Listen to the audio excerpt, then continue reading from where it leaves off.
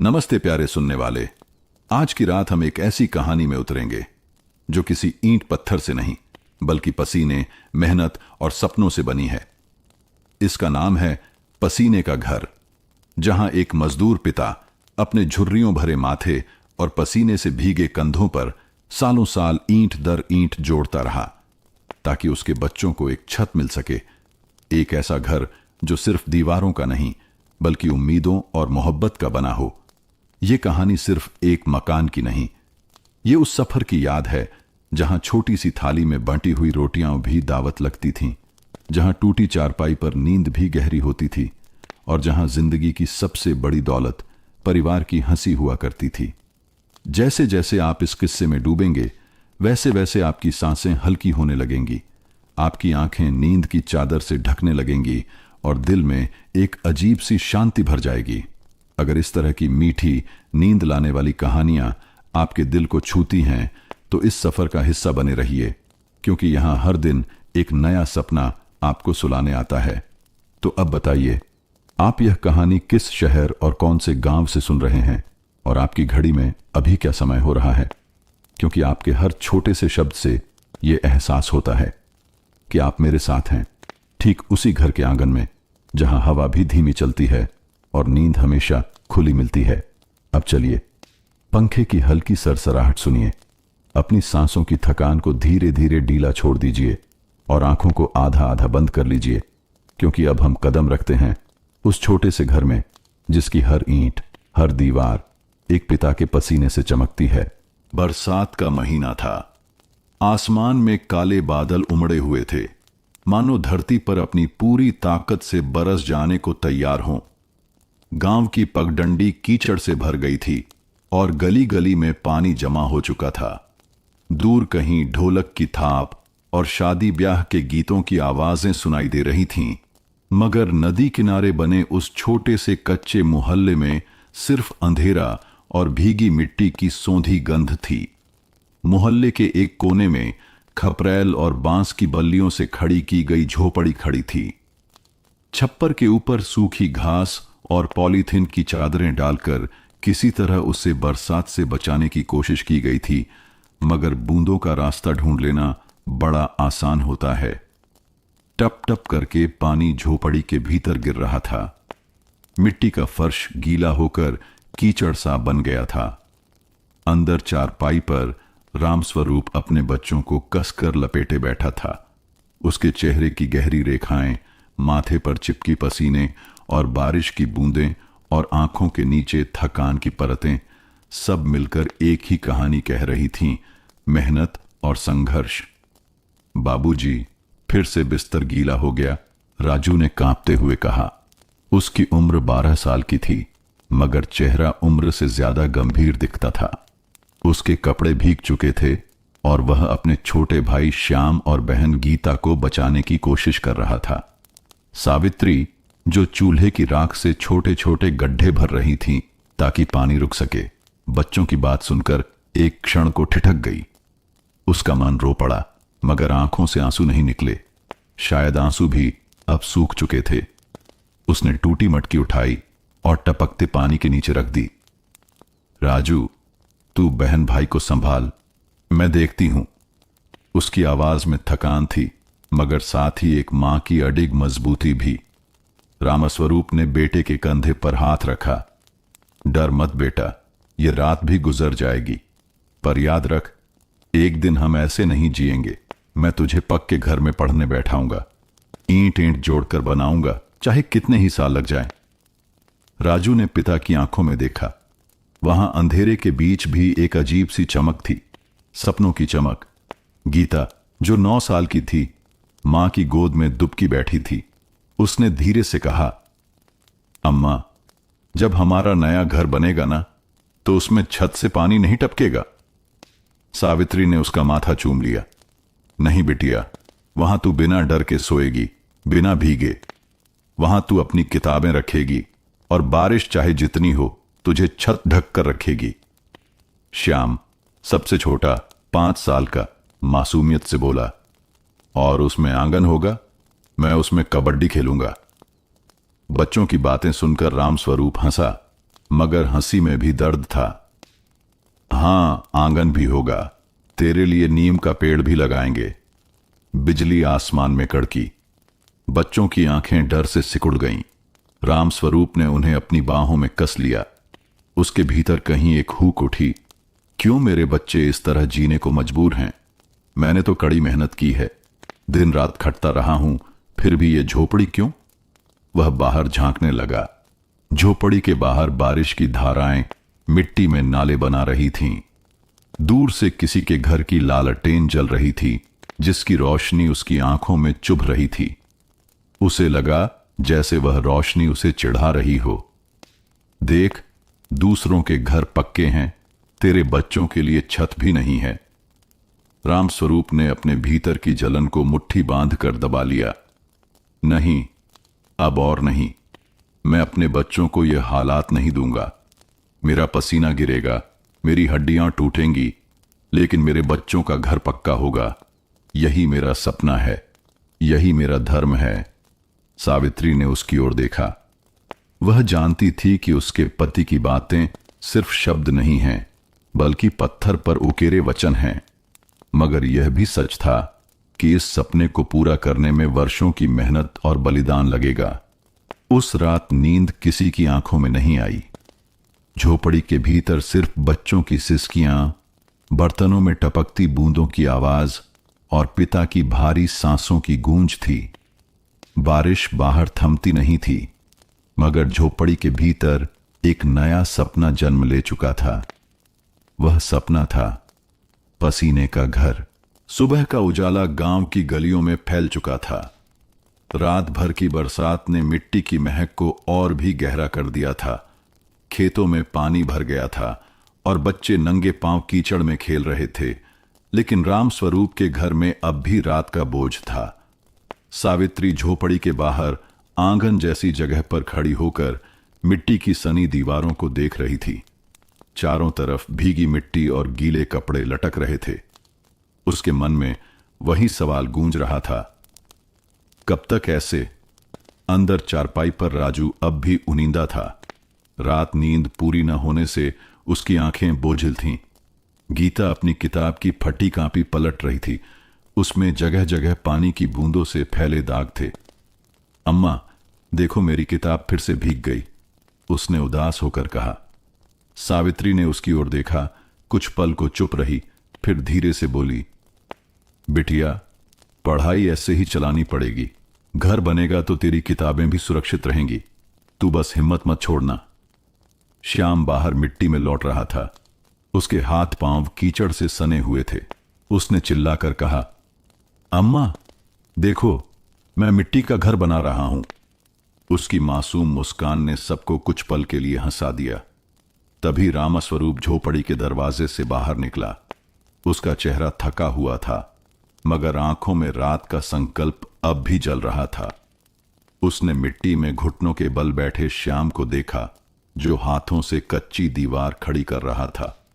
रामस्वरूप वहीं बैठ गया और बेटे की बनाई हुई छोटी दीवार को देखता रहा। श्याम, जब तेरा घर पूरा बनेगा तब तू उसमें मिट्टी से नहीं, ईंटों से दीवार बनाएगा। श्याम ने भोलेपन से पूछा, बाबूजी, ईंटें महंगी होती हैं क्या? रामस्वरूप ने गहरी सांस ली। हां बेटा, ईंटें महंगी होती हैं, लेकिन तेरे बाबूजी अपने पसीने से हर ईंट खरीदेंगे। राजू यह सुनकर पास आ गया। उसने धीमी आवाज में कहा, बाबूजी, स्कूल का मास्टर जी कह रहा था कि अगर मैं अच्छे नंबर लाऊं तो शहर के कॉलेज में भी पढ़ सकता हूं, लेकिन फीस बहुत लगती है। रामस्वरूप ने बेटे के कंधे पर हाथ रखा। राजू, तू बस मेहनत कर, पैसे की चिंता मत कर। तेरे बाबूजी तुझे पढ़ाएंगे। मैं चाहता हूं कि तू मेरी तरह मजदूरी न करे। तू किताबों से अपना घर बनाएगा।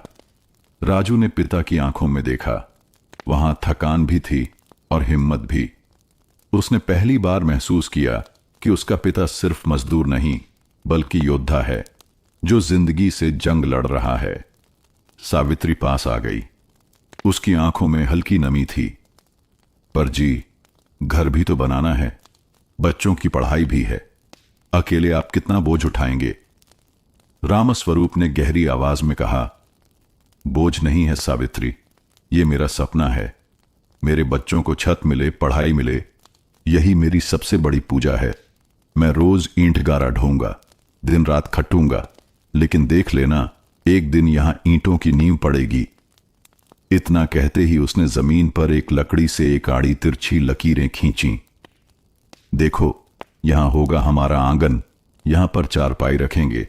ये कोना गीता के पढ़ने के लिए होगा, और ये जगह श्याम के खेलने के लिए, और ये दीवार के पास यहीं हमारी रसोई होगी।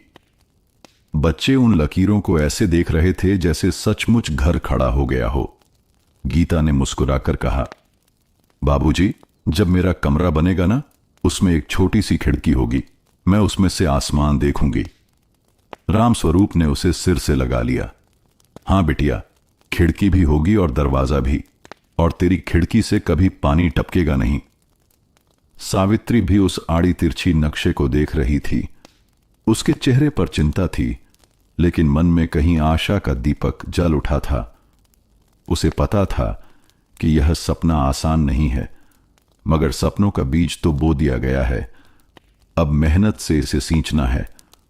उस दिन से रामस्वरूप ने मन ही मन तय कर लिया, अब हर पसीने की बूंद मेरे बच्चों के घर की नींव में गिरेगी। उस रात जब सब सो रहे थे, रामस्वरूप चुपचाप चारपाई पर लेटे लेटे आसमान की ओर देख रहा था। तारों के बीच उसे अपने बच्चों की हंसी सुनाई दे रही थी, और कानों में बार बार वही आवाज गूंज रही थी, एक दिन पक्का घर होगा। सुबह सूरज की किरणें अभी गांव की झोपड़ियों पर पूरी तरह नहीं पड़ी थीं, लेकिन रामस्वरूप अपने पुराने घिसे हुए गमछे को कंधे पर डालकर काम पर निकल पड़ा। हाथ में फटी हुई बोरी थी, जिसमें उसके खाने के लिए सिर्फ सूखी रोटियां और प्याज रखा था। सावित्री ने दरवाजे पर खड़े होकर देखा। जी, आज ज्यादा देर मत करना, बच्चे आपका इंतजार करेंगे। रामस्वरूप मुस्कुराया, लेकिन मुस्कान में थकान की छाया थी। सावित्री, जितना देर तक काम करूंगा, उतना घर के लिए पैसा जुड़ पाएगा। बच्चों से कह देना, बाबूजी उनके लिए ईंट जोड़ रहे हैं। सावित्री ने चुपचाप सिर हिला दिया। उसकी आंखें पति की पीठ देखते देखते भीग गईं। गांव से थोड़ा दूर सड़क के किनारे एक बड़ा मकान बन रहा था। वहां दर्जनों मजदूर ईंट, गारा और सीमेंट ढोने में लगे थे। उसी भीड़ में रामस्वरूप भी था। ठेकेदार, मोटा और खड़ूस आदमी, मजदूरों पर लगातार चिल्ला रहा था, चलो चलो जल्दी, आज ही छत डालनी है, डील दोगे तो पैसे काट लूंगा। रामस्वरूप ने सिर झुकाकर टोकरा उठाया। ईंटों से भरा टोकरा उसके कंधों पर रखा गया, और वह डगमगाते कदमों से ऊपर की मंजिल पर चढ़ गया।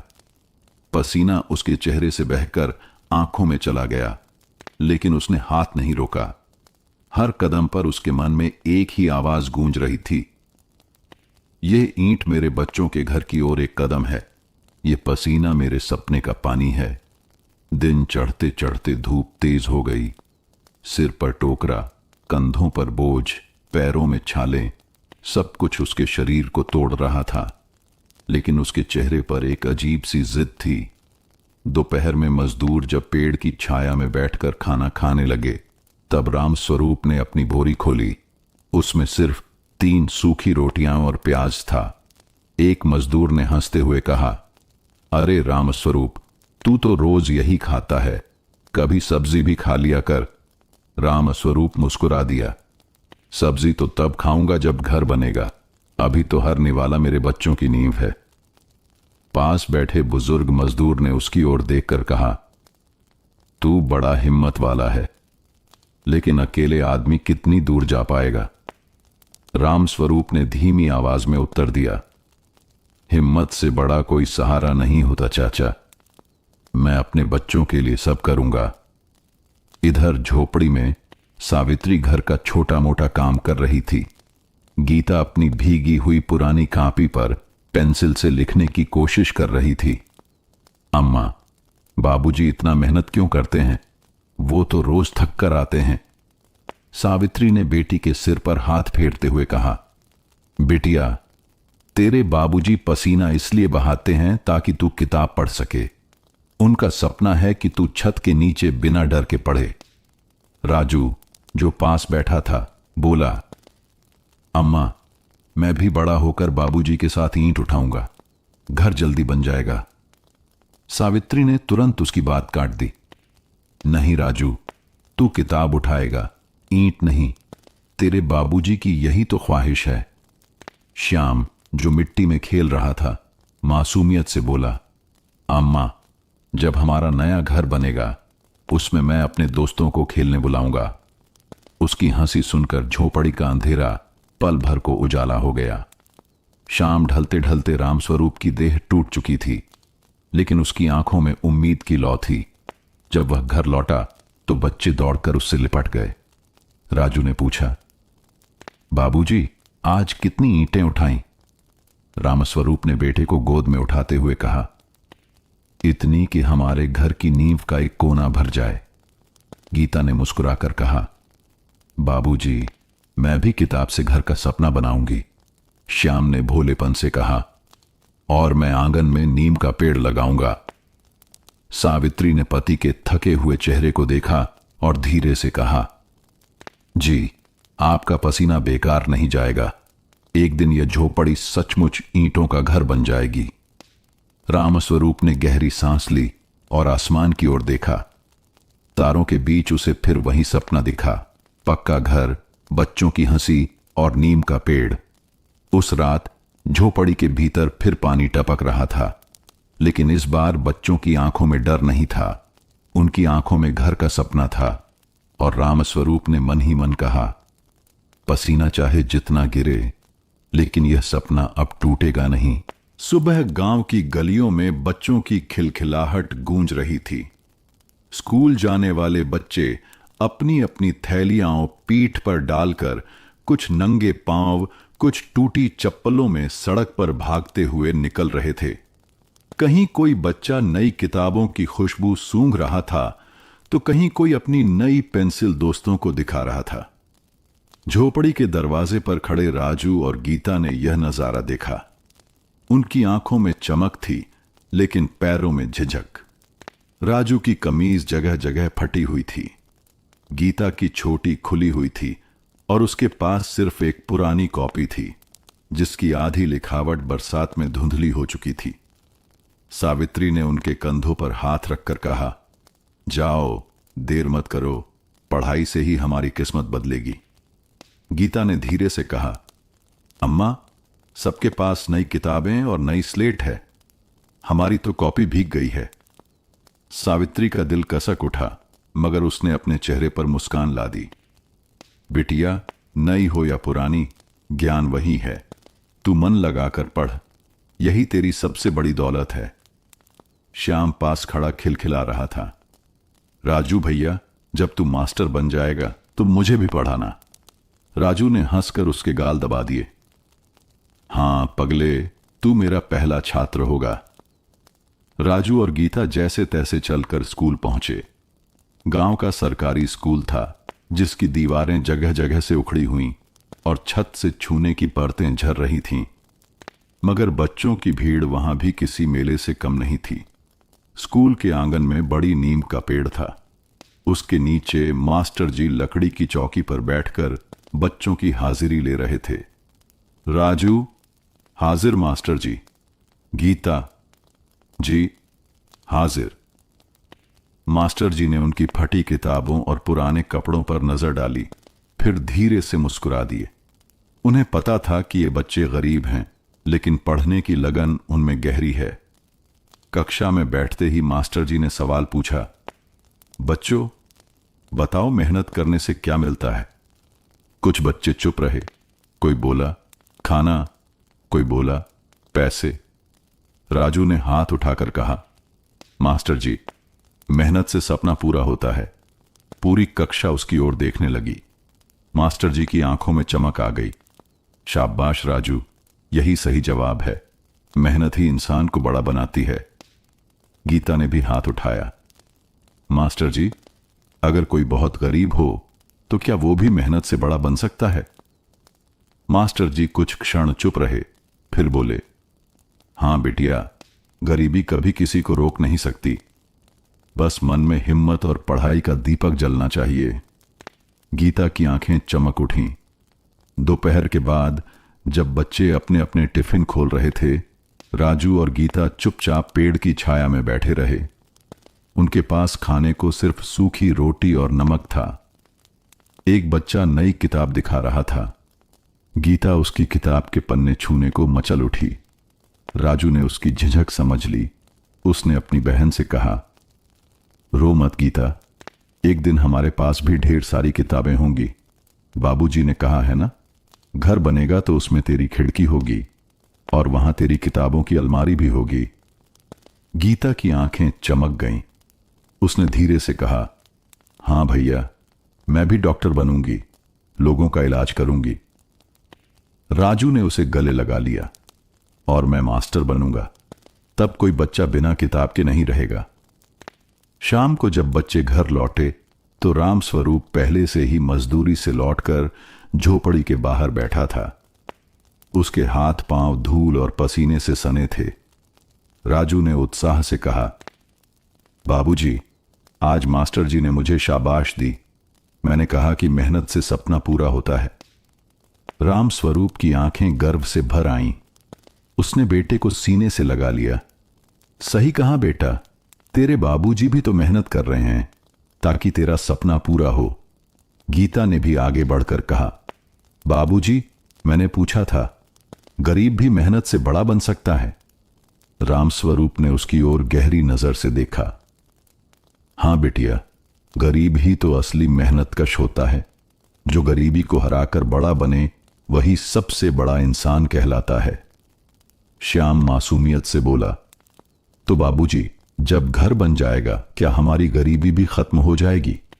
रामस्वरूप ने उसकी ओर देखकर हल्की मुस्कान दी।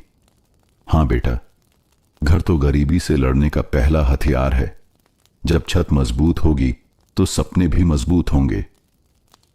उस रात झोपड़ी में सब सो रहे थे, लेकिन राजू और गीता की आंखों में अब सिर्फ किताबों का सपना था और रामस्वरूप की आंखों में पसीने से बने घर का। बरसात के बाद का मौसम था। आसमान साफ हो चुका था, लेकिन झोपड़ी की दीवारें अब भी गीली थीं। मिट्टी के फर्श में जगह जगह दरारें पड़ गई थीं। झोपड़ी के बाहर एक पुराना नीम का पेड़ खड़ा था, जिसकी छाया में सावित्री बैठी हुई थी।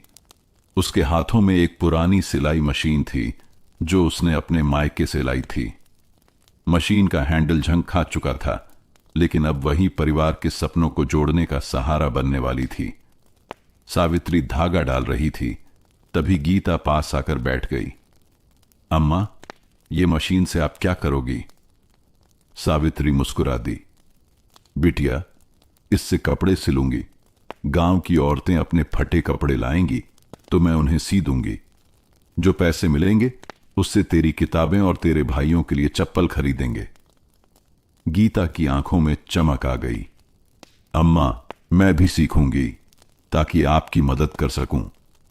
सावित्री ने प्यार से बेटी के सिर पर हाथ फेरा। हां बिटिया, तू सीखेगी, लेकिन पहले पढ़ाई पूरी कर। उस दिन दोपहर में पड़ोसन रामकली अपनी फटी ब्लाउज लेकर आई। अरे सावित्री, सुना है तू सिलाई करती है, जरा इसे ठीक कर दे। सावित्री ने मुस्कुराकर कपड़ा लिया और मशीन पर बैठ गई। मशीन का हैंडल घुमाते ही घर में टक टक टक की आवाज गूंजने लगी। वह आवाज बच्चों के लिए किसी नए गीत जैसी थी। राजू दौड़कर आया और बोला, अम्मा, ये तो बड़ा अच्छा बजता है, जैसे डमरू की आवाज। श्याम तो मशीन के पैडल पर चढ़कर झूलने ही लगा, मगर सावित्री ने हंसते हुए उसे खींच लिया। अरे शैतान, ये खेल का सामान नहीं है, ये तो तेरे सपनों की गाड़ी है। थोड़ी देर में ब्लाउज तैयार हो गया। रामकली ने उसे देखा और बोली, अरे वाह, बिल्कुल नया लग रहा है। ले बहन, ये 2 रुपए रख। सावित्री ने संकोच से पैसे लिए। 2 रुपए की कीमत छोटी थी, मगर उसके लिए यह भविष्य की पहली सीढ़ी थी। शाम को जब रामस्वरूप काम से लौटा तो सावित्री ने उसकी हथेली में वो 2 रुपए रख दिए। ये लो, आज घर में पहली कमाई। रामस्वरूप की आंखें भर आईं। उसने पत्नी की ओर देखा। सावित्री, तू तो सच में मेरी ताकत है। तूने मेरे बोझ का आधा हिस्सा बांट लिया। सावित्री मुस्कुराई। जी, बोझ नहीं, यह हमारा सपना है। बच्चे सिर्फ आपके पसीने से नहीं, मेरी सुई धागे से भी पलेंगे। राजू ने उत्साहित होकर कहा, बाबूजी, अब हमारी किताबें जल्दी आएंगी ना? रामस्वरूप ने बेटे को सीने से लगाया। हां बेटा, अब तेरी किताबें भी आएंगी और गीता की नई कापियां भी। गीता ने धीरे से कहा, और श्याम के लिए चप्पलें भी। श्याम खिलखिलाकर बोला, मैं तो नंगे पांव ही तेज दौड़ता हूं। सब हंस पड़े। दिन बीतने लगे। सुबह रामस्वरूप ईंट गारा ढोने जाता और घर लौटकर बच्चों के साथ बैठता। दिन में सावित्री मशीन पर टक टक टक करती रहती। धीरे धीरे गांव की ओर औरतें भी अपने कपड़े लाने लगीं। कभी किसी का पल्लू फट जाता, कभी किसी का कुर्ता। हर छोटे काम से सावित्री कुछ पैसे जोड़ लेती। राजू अक्सर मशीन के पास बैठकर पढ़ाई करता। अम्मा, ये आवाज मुझे पढ़ाई में और जोश देती है। लगता है जैसे आप मेरे सपनों को सिल रही हो। सावित्री मुस्कुरा देती।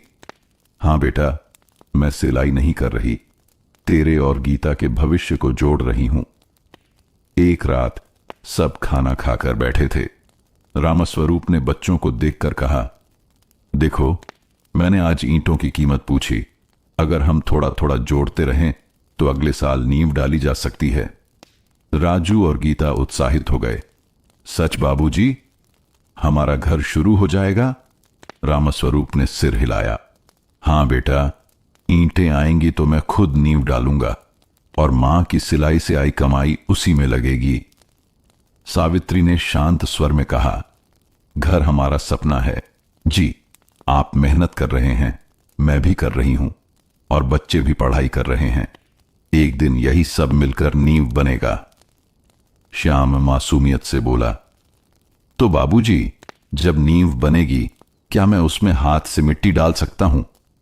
रामस्वरूप ने उसे गोद में उठाया। हां बेटा, तेरे हाथ की मिट्टी हमारे घर को और मजबूत करेगी। उस रात झोपड़ी में मशीन ढक दी गई थी, मगर बच्चों के कानों में अब भी टक टक टक की आवाज गूंज रही थी।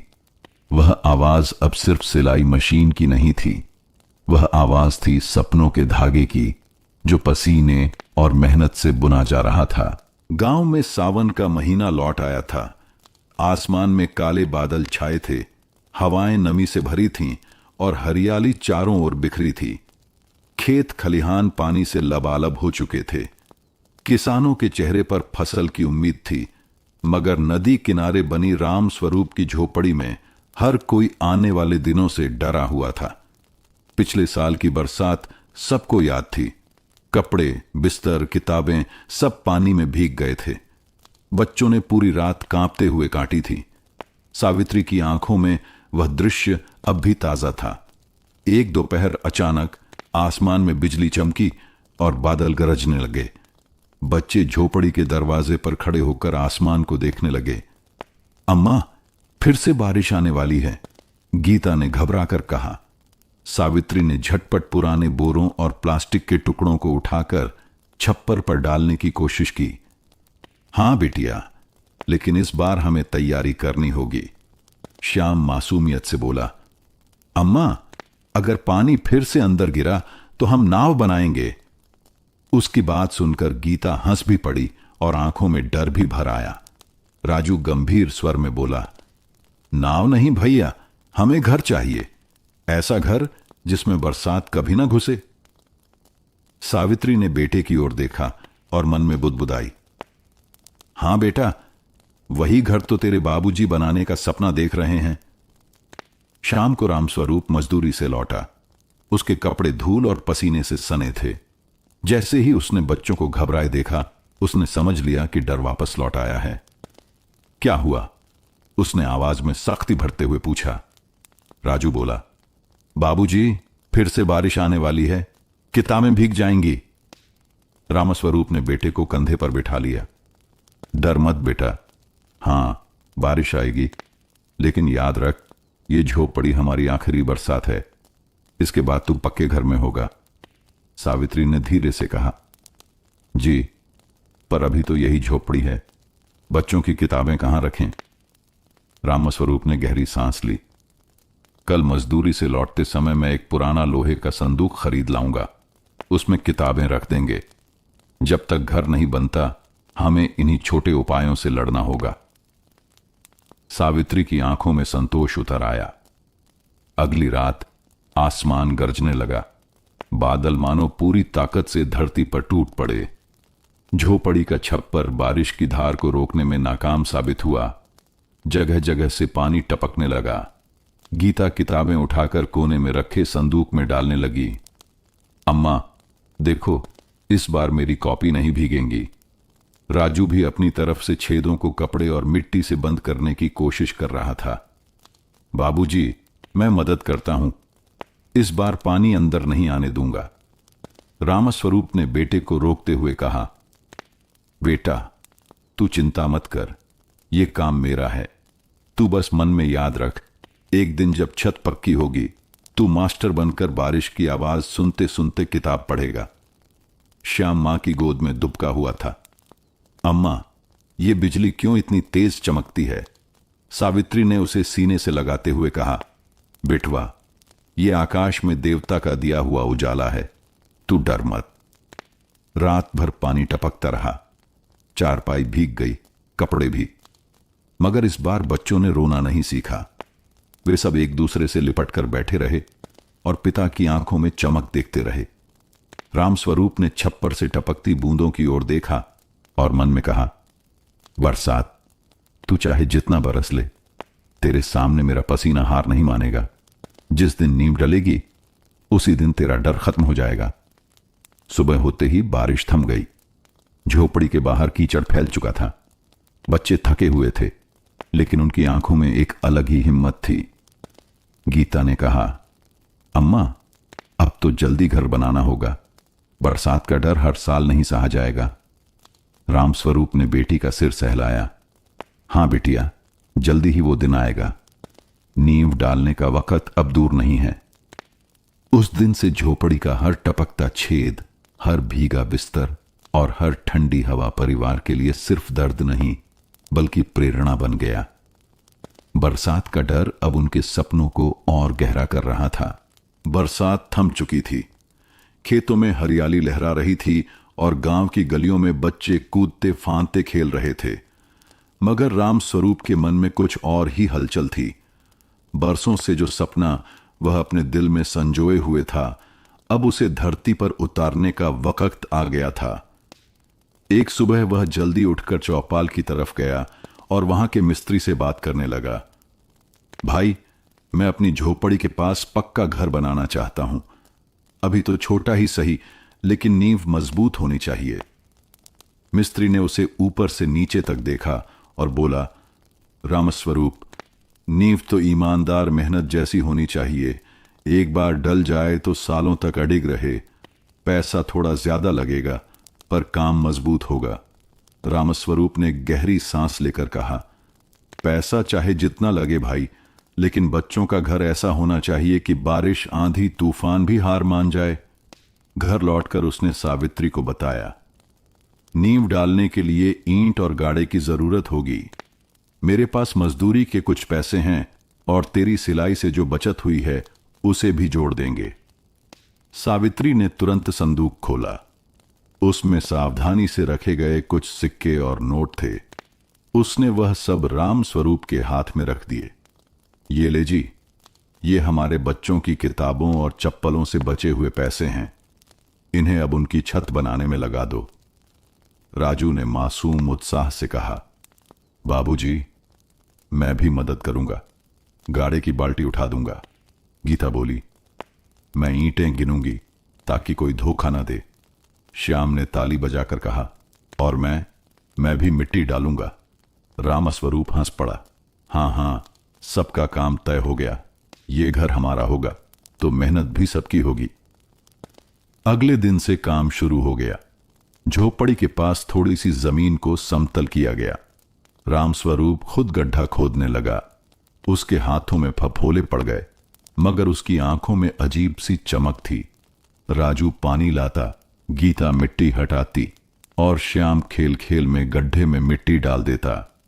सावित्री पास ही खड़ी बच्चों पर नजर रखती और जब जब पसीना रामस्वरूप की आंखों में जाता वह आंचल से पोंछ देती। धीरे करिए जी, सावित्री ने कहा, इतनी जल्दी मत करिए, सेहत बिगड़ जाएगी। रामस्वरूप ने हंसते हुए उत्तर दिया, अरे ये तो बस शुरुआत है, असली मेहनत तो अभी बाकी है, लेकिन जब ईंटें लगेंगी और दीवार उठेगी तब देखना, सपनों का घर सामने होगा। शाम होते होते गड्ढा तैयार हो गया। उसमें पत्थर और गारा डालकर नींव की पहली परत बिछाई गई। रामस्वरूप ने अपने हाथों से पहली ईंट रखी।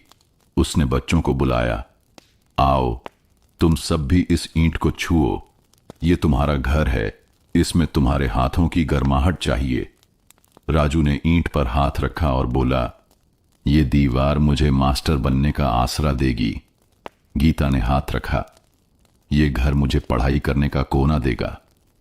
श्याम ने अपने नन्हे हाथ रख दिए और हंसते हुए बोला, ये घर मुझे बारिश से बचाएगा। सावित्री की आंखों से आंसू झरने लगे। हे भगवान, इन छोटे छोटे हाथों का सपना पूरा करना। ये ईंटें सिर्फ मिट्टी नहीं, इनके भविष्य की नींव हैं। रात को जब सब खाना खाकर बैठे तो झोपड़ी के दरवाजे से बाहर देखा। वहां जहां दिन भर गड्ढा खोदा गया था और नींव रखी गई थी, अब एक दीपक जल रहा था। सावित्री ने वह दीपक रखा था।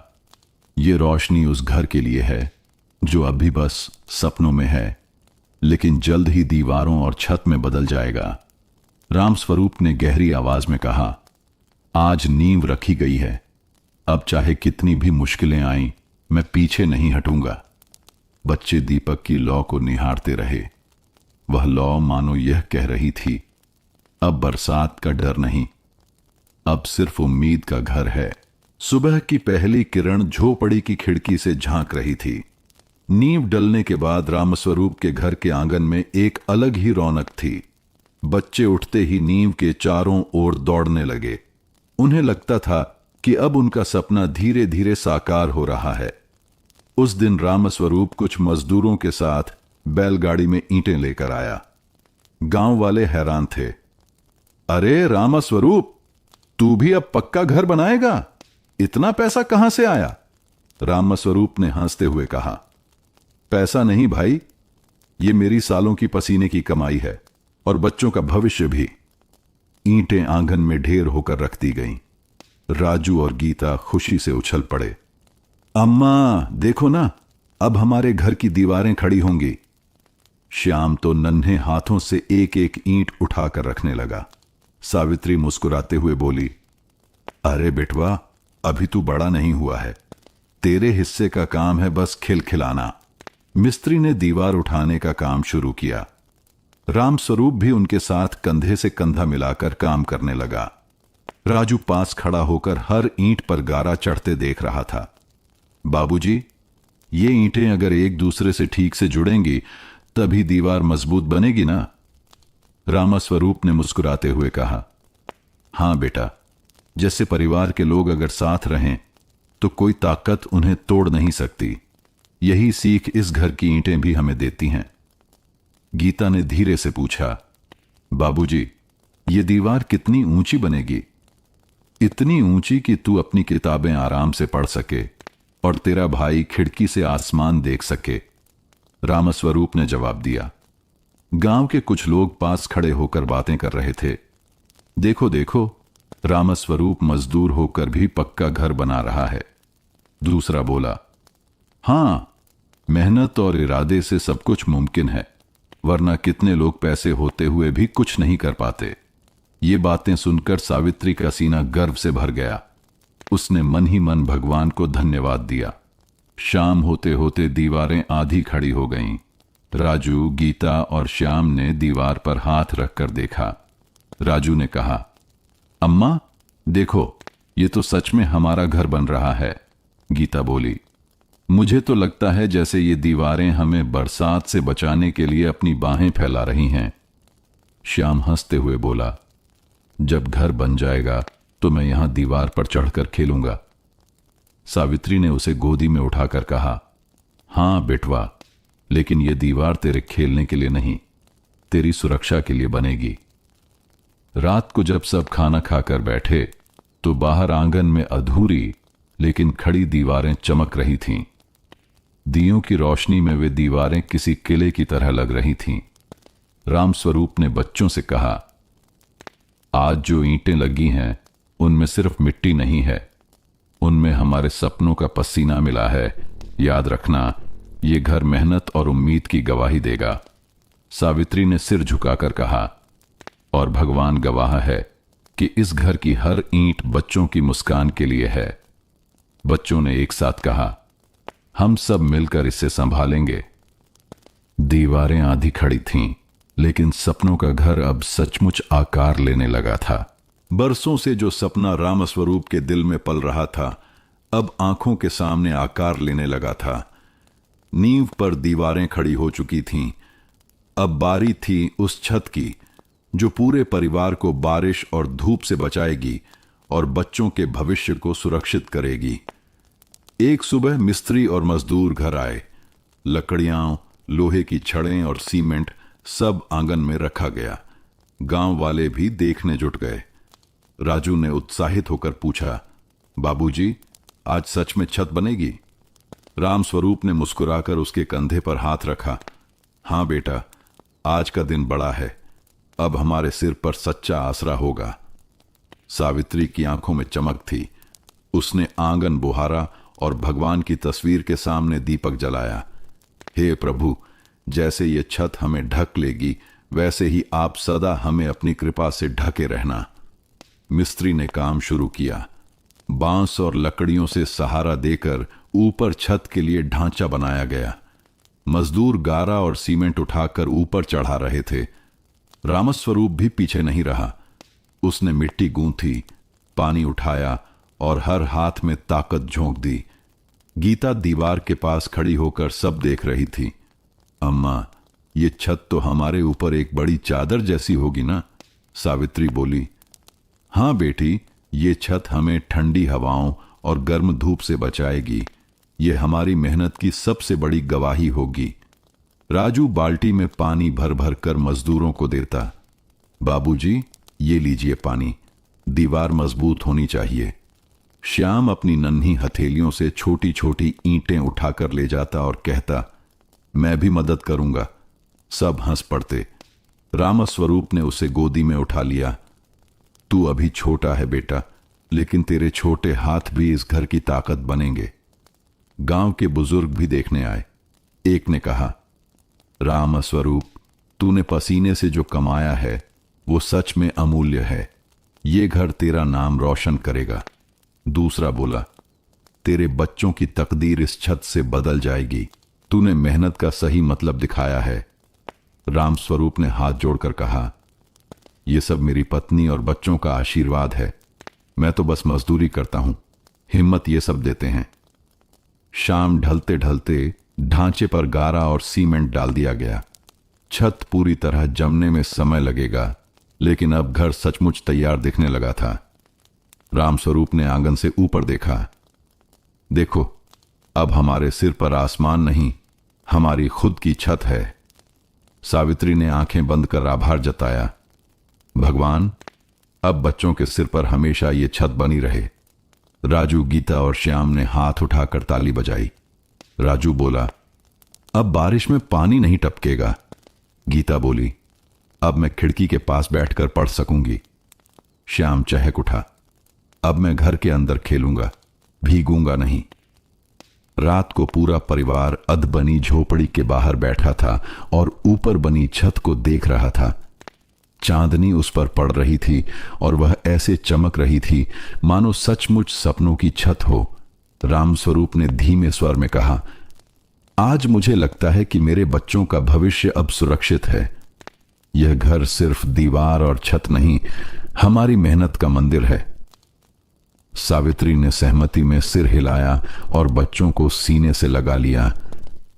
हां जी, यह सच में हमारे पसीने का घर है। छत जम चुकी थी। दीवारें सीधी और मजबूत खड़ी थीं। घर अब अधूरा नहीं रहा, बल्कि पूरा आसरा बन चुका था। रामस्वरूप और सावित्री के चेहरे पर एक अद्भुत संतोष था। बरसों की मेहनत, पसीना और बलिदान आज रंग ला चुका था। सुबह सुबह सावित्री ने नए घर के आंगन में झाड़ू लगाया, गोबर से लिपाई की और दरवाजे पर आम के पत्तों की तोरण बांधी। राजू और गीता ने मिलकर मिट्टी के दीपक सजाए। श्याम खुशी से इधर उधर दौड़ रहा था। सावित्री बोली, आज हम पहली बार अपने घर में सोएंगे। बच्चों, आज की रात याद रखना, यह हमारी मेहनत का फल है। रामस्वरूप ने चुपचाप दीवार को हाथ लगाया और धीरे से कहा, तू अब सिर्फ ईंट पत्थर नहीं रहा, तू मेरा सपना है, मेरे बच्चों की ढाल है। गांव वालों ने भी रामस्वरूप को बधाई दी। कुछ ने मिठाई भेजी, कुछ ने चावल। सावित्री ने खास पकवान बनाए, चावल, दाल, सब्जी और खीर। बच्चों के चेहरे चमक रहे थे। राजू बोला, अम्मा, ये तो लगता है जैसे त्योहार है। गीता हंसते हुए बोली, हमारा घर ही सबसे बड़ा त्योहार है। श्याम ताली बजाकर बोला, आज तो मैं बहुत खाऊंगा। रात गहराई। घर के अंदर दिए जलाए गए। दीवारों पर हल्की हल्की रोशनी पड़ रही थी। परिवार ने नए घर के फर्श पर चटाई बिछाई और सब मिलकर बैठ गए। रामस्वरूप ने कहा, आज हम पहली बार अपने पक्के घर में सो रहे हैं। यह सिर्फ घर नहीं, हमारी मेहनत की कहानी है। बच्चों, इसे हमेशा सम्मान देना। राजू गंभीर होकर बोला, बाबूजी, मैं कसम खाता हूं कि इस घर की दीवारों पर कभी कलंक नहीं आने दूंगा। गीता बोली, मैं इसे पढ़ाई और ज्ञान से रोशन करूंगी। श्याम मासूमियत से बोला, और मैं इसमें खूब खेलूंगा ताकि घर कभी अकेला ना हो। सावित्री की आंखें भर आईं। उसने बच्चों को सीने से लगाया। ये घर हमारे बच्चों के वादों से ही सुरक्षित रहेगा। दीपक की लौ हिल रही थी। बाहर चांदनी छत पर बिखरी थी। बारिश की एक हल्की फुहार भी पड़ी, लेकिन अब न तो पानी टपका, न ही हवा से झोपड़ी कांपी। राजू ने हंसते हुए कहा, अम्मा देखो, अब बारिश अंदर नहीं आ रही। गीता बोली, अब मैं छत से चांद देख सकती हूं। श्याम बोला, अब तो हम राजा रानी बन गए। रामस्वरूप और सावित्री ने एक दूसरे की ओर देखा। उनके चेहरे पर थकान थी, लेकिन उस थकान में सुकून भी था। रामस्वरूप ने धीमे स्वर में कहा, आज मुझे लगता है कि मेरा जीवन सफल हो गया। ये घर बच्चों के सपनों की नींव बनेगा। सावित्री ने सिर झुकाकर भगवान का नाम लिया। धीरे धीरे बच्चे नींद में डूब गए। राजू के सपनों में किताबें थीं, गीता के सपनों में खिड़की से दिखता आसमान, और श्याम के सपनों में खेल और हंसी। रामस्वरूप और सावित्री देर तक छत को देखते रहे। उस पक्के घर की पहली रात इतिहास बन गई। एक मजदूर पिता के पसीने की गवाही और एक मां के धैर्य की जीत। पहली रात पक्के घर में बिताने के बाद सुबह जैसे ही सूरज की किरणें खिड़की से भीतर आईं, पूरे घर में एक नई ताजगी भर गई। यह ताजगी सिर्फ सुबह की नहीं थी, बल्कि उस विश्वास की थी जो अब दीवारों और छत पर टिकी थी। सावित्री ने आंगन में दीपक जलाकर भगवान को धन्यवाद दिया। हे प्रभु, जैसे आपने हमें यह घर दिया है, वैसे ही हमारे बच्चों के जीवन में भी उजाला बना रहे। राजू खिड़की के पास बैठा किताब खोलकर पढ़ने लगा। अम्मा, अब मैं बारिश से डरकर किताब नहीं छिपाऊंगा। अब तो पढ़ाई आराम से होगी। गीता ने आंगन में पौधे लगाए। मैं चाहती हूं कि हमारे घर में फूल खिले ताकि यह और भी सुंदर लगे। श्याम मिट्टी में खेल रहा था और बार बार घर की ओर देखकर चिल्लाता, ये मेरा घर है, मेरा किला। रामस्वरूप काम पर जाने से पहले बच्चों से बोला, बेटा, यह घर मेरी मेहनत से बना है, लेकिन इसे तुम लोगों को अपने कर्मों से संवारना है। राजू, तुझे पढ़ लिख कर बड़ा आदमी बनना है। गीता, तुझे अपनी पढ़ाई और हुनर से घर को रोशन करना है। श्याम, तुझे भी मेहनती और सच्चा इंसान बनना है। राजू ने दृढ़ स्वर में कहा, हां बाबूजी, मैं खूब पढ़ाई करूंगा। एक दिन इस घर का नाम रोशन करूंगा। गीता ने हाथ जोड़कर कहा, मैं भी किताबें पढ़ूंगी और घर की देखभाल करूंगी। श्याम खिलखिलाकर बोला, और मैं सबको हंसाऊंगा। सावित्री मुस्कुरा उठी। बच्चों, याद रखना, यह घर तभी पक्का कहलाएगा जब इसमें सपनों की नींव भी मजबूत होगी। गांव की औरतें घर देखने आईं। सावित्री बहन, तुम्हारा घर तो सच में मंदिर जैसा लग रहा है। दूसरी बोली, तेरे बच्चों का भाग्य चमक जाएगा, अब पढ़ाई में मन लग पाएगा। सावित्री ने गर्व से कहा, हां बहनों, यह घर तो सिर्फ पसीने से बना है, असली सजावट तो बच्चों की मेहनत और सपनों से होगी। शाम को जब रामस्वरूप काम से लौटता तो थका जरूर होता, लेकिन जैसे ही घर की दीवारें देखता उसका चेहरा खिल उठता। उसने सावित्री से कहा, अब मुझे लगता है कि मैंने सच में अपनी अगली पीढ़ी को सुरक्षा दे दी है। ये घर उन्हें बड़ी उड़ान देगा। सावित्री ने जवाब दिया, हां जी, ये घर अब सिर्फ हमारा नहीं, हमारे बच्चों के सपनों का है। रात को बच्चे फिर छत की ओर देखते हुए सोए। राजू की आंखों में डॉक्टर बनने का सपना था। गीता सोच रही थी कि एक दिन वह भी पढ़ाई करके अध्यापिका बनेगी। श्याम अपने खिलौनों के साथ खेलते खेलते हंसते हुए सो गया। रामस्वरूप और सावित्री एक दूसरे को देखकर मन ही मन बोले, अब हमारा जीवन सफल है।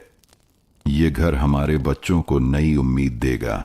पक्का घर बन जाने के बाद राजू के जीवन में एक नई ऊर्जा आ गई थी। अब उसे यह चिंता नहीं रहती थी कि बारिश की बूंदें उसकी किताबें भिगो देंगी या धूप उसकी आंखों को जला देगी। मजबूत दीवारों और छत के बीच बैठकर वह पूरे मन से पढ़ाई करने लगा।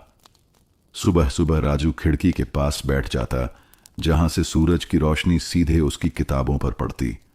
सावित्री उसे दूध और रोटी देकर कहती, बेटा, पेट भरकर खा ले, तभी पढ़ाई में मन लगेगा। राजू मुस्कुराकर कहता, अम्मा, मैं इतना पढ़ना चाहता हूं कि आप और बाबूजी को गर्व हो। रामस्वरूप, जो पास ही काम पर जाने की तैयारी कर रहा होता, ठहर कर उसे देखता और कहता, बेटा, यही असली दौलत है। मेरी मजदूरी तो खत्म हो जाएगी, पर तेरी पढ़ाई तुझे ऊंचाई पर ले जाएगी। लेकिन पढ़ाई आसान नहीं थी। राजू के पास न अच्छे कपड़े थे, न पर्याप्त किताबें। स्कूल में कई बच्चे उसका मजाक उड़ाते, देखो, ये मजदूर का बेटा पढ़ाई में क्या करेगा। कुछ बच्चे ताना मारते। राजू का मन टूटता, लेकिन फिर घर लौटकर वह दीवारों को देखता और सोचता, ये घर बाबूजी के पसीने से बना है। अगर मैं हार मान जाऊं तो इन दीवारों का अपमान होगा। वह और ज्यादा मेहनत करने लगता। रात को दिए की रोशनी में पढ़ता, कभी थक कर सो भी जाता तो किताबें सीने पर रखकर ही। गीता भाई को पढ़ते हुए देखती और धीरे से कहती, भैया, जब तुम बड़े आदमी बनोगे मैं सबको बताऊंगी कि ये मेरे भाई हैं।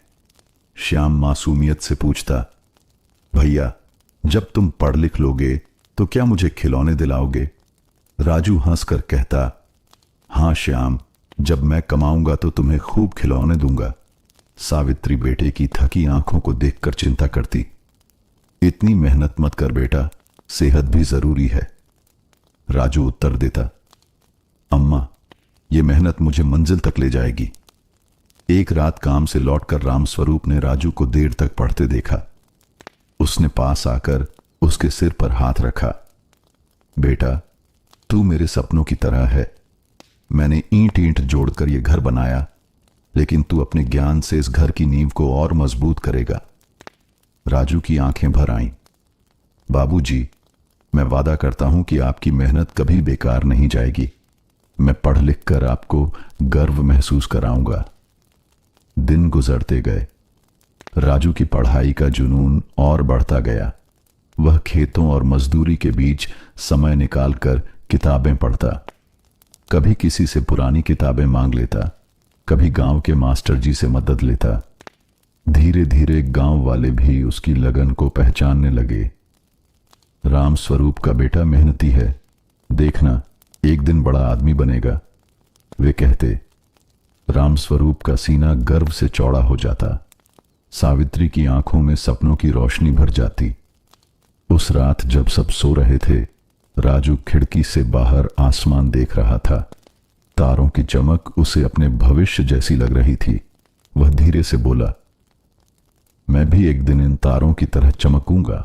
राजू अपनी पढ़ाई में डूबा रहता था, लेकिन गीता का मन भी सपनों से भरा हुआ था। वह जब देखती कि भाई कितनी मेहनत करता है तो उसके भीतर भी कुछ बनने की चाह जाग उठती। एक दिन गीता आंगन में बैठी अपनी पुरानी कॉपी में कुछ लिख रही थी। सावित्री ने पूछा, बेटी तू क्या लिख रही है? गीता बोली, अम्मा मैं भी पढ़ लिख कर अध्यापिका बनना चाहती हूं। मैं चाहती हूं कि गांव की लड़कियां भी स्कूल जाएं। मैं उन्हें पढ़ाऊंगी। सावित्री के चेहरे पर गर्व की मुस्कान फैल गई।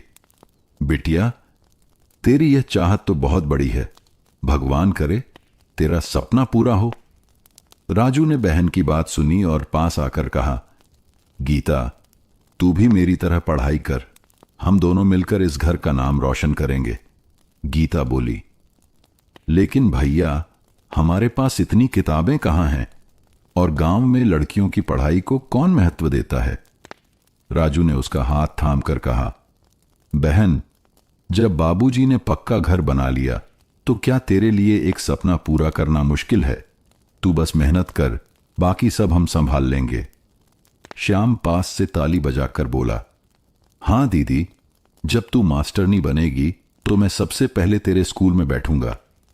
सावित्री ने गीता को गले लगाया, बिटिया तेरे बाबूजी भले ही मजदूर हैं, लेकिन उनकी मेहनत तेरे लिए ही है। तू चिंता मत कर, तेरी पढ़ाई के लिए जो भी करना होगा मैं करूंगी। गीता की आंखों में आंसू थे, लेकिन वह आंसू दुख के नहीं बल्कि उम्मीद के थे। गांव की औरतें जब सुनती कि गीता पढ़ना चाहती है तो कुछ हंस देती। लड़कियों का काम तो बस घर संभालना है, पढ़ाई करके करेगी क्या? लेकिन गीता चुपचाप सोचती, अगर मुझे मौका मिला तो मैं इन सबको दिखाऊंगी कि लड़कियां भी पढ़ाई से दुनिया बदल सकती हैं। शाम को रामस्वरूप घर आया तो सावित्री ने उससे गीता का सपना बताया। रामस्वरूप ने पहले कुछ देर सोचा, फिर गीता की ओर देखा। बिटिया तेरा सपना बड़ा है, लेकिन तेरी चाहत सच्ची है। अगर तू सच में मेहनत करेगी तो मैं अपनी मजदूरी से भी तुझे पढ़ाऊंगा। गीता ने बाबूजी के पैर छुए। बाबूजी मैं वादा करती हूं कि मैं आपकी मेहनत को कभी बेकार नहीं जाने दूंगी। उस रात गीता छत पर बैठी थी। वह चांद को देखकर सोच रही थी, जैसे चांद अंधेरे को रोशन करता है, वैसे ही मैं गांव की लड़कियों की जिंदगी को रोशन करूंगी। राजू उसके पास आकर बोला, बहन तेरा सपना भी पूरा होगा। इस घर की दीवारें सिर्फ मुझे नहीं, तुझे भी सहारा देने के लिए बनी हैं। गीता ने मुस्कुराकर कहा, हां भैया, अब यह घर सिर्फ ईंटों का नहीं, हमारे सपनों का घर है। जहां राजू किताबों में डूबा रहता और गीता अपने सपनों को संवार रही थी, वहीं श्याम अभी भी बचपन की मासूमियत में खोया हुआ था। उसका संसार पढ़ाई और जिम्मेदारी से नहीं बल्कि खेल, हंसी और कल्पनाओं से भरा हुआ था। श्याम सुबह होते ही बाहर भाग जाता, कभी मिट्टी में किले बनाता, कभी पेड़ पर चढ़कर आम तोड़ने की कोशिश करता। एक दिन सावित्री ने उससे पुकारा, श्याम बेटा आजा, दूध पी ले। श्याम मिट्टी से सना हुआ आया और बोला, अम्मा पहले मैं अपना किला पूरा कर लूं, फिर दूध पीऊंगा। राजू हंसते हुए बोला, अरे छोटू, ये मिट्टी का किला कब तक टिकेगा? आ दूध पी ले, तभी बड़ा होकर असली किला बना पाएगा। श्याम ने गंभीर होकर जवाब दिया, भैया अभी तो ये किला मेरा महल है, इसमें तुम सब भी रहोगे। श्याम गांव की गलियों में भी मशहूर था। कभी किसी की मुर्गी को दौड़ाकर पकड़ने लगता तो कभी तालाब में कूदकर मछली पकड़ने की कोशिश करता। गांव वाले हंसते हुए कहते, ये रामस्वरूप का छोटा तो बड़ा ही चंचल है, जब बड़ा होगा तो देखना कितना काम का निकलेगा। गीता अपनी कॉपी में पढ़ाई करती तो श्याम उसके पास बैठकर पेंसिल ले लेता। दीदी मैं भी लिखूंगा, देख मैंने तेरा नाम लिखा। वह उल्टा सीधा कुछ लिख देता और खुश होकर ताली बजा देता। गीता हंसते हुए कहती, तू सच में बड़ा प्यारा है श्याम, एक दिन तू भी बहुत अच्छा सीखेगा। रामस्वरूप जब दिन भर की मेहनत से थक कर घर आता तो श्याम दौड़कर उसकी गोद में चढ़ जाता। बाबूजी, देखो मैंने आज मिट्टी से ट्रैक्टर बनाया है। रामस्वरूप का सारा थकान पल भर में दूर हो जाती। वह कहता, बेटा तू ही तो इस घर की रौनक है, तेरी हंसी ही मेरी ताकत है। रात को जब सब सोने जाते तो श्याम सबसे पहले बिस्तर पर कूदकर लेट जाता। दीदी, भैया, आज मैं सपना देखूंगा कि मैं आसमान में उड़ रहा हूं और तारों से खेल रहा हूं। सावित्री ने उसके माथे पर हाथ फेरते हुए कहा, सो जा मेरे लाल, तेरे सपनों की मासूमियत ही इस घर की असली मिठास है।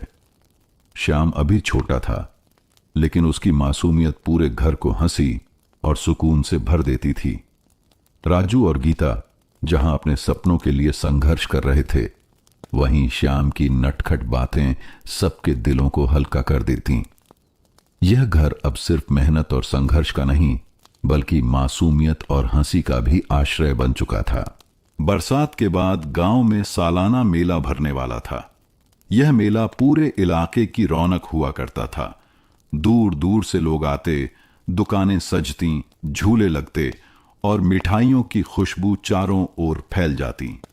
रामस्वरूप ने एक दिन काम से लौटकर घर आकर कहा, सावित्री, इस बार हम सब बच्चों को मेले में ले चलेंगे। इतने दिनों से बच्चे पढ़ाई और काम में लगे हैं, थोड़ा मन भी तो बहलना चाहिए।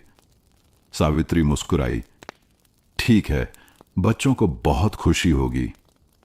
मेले का नाम सुनते ही राजू, गीता और श्याम उछल पड़े।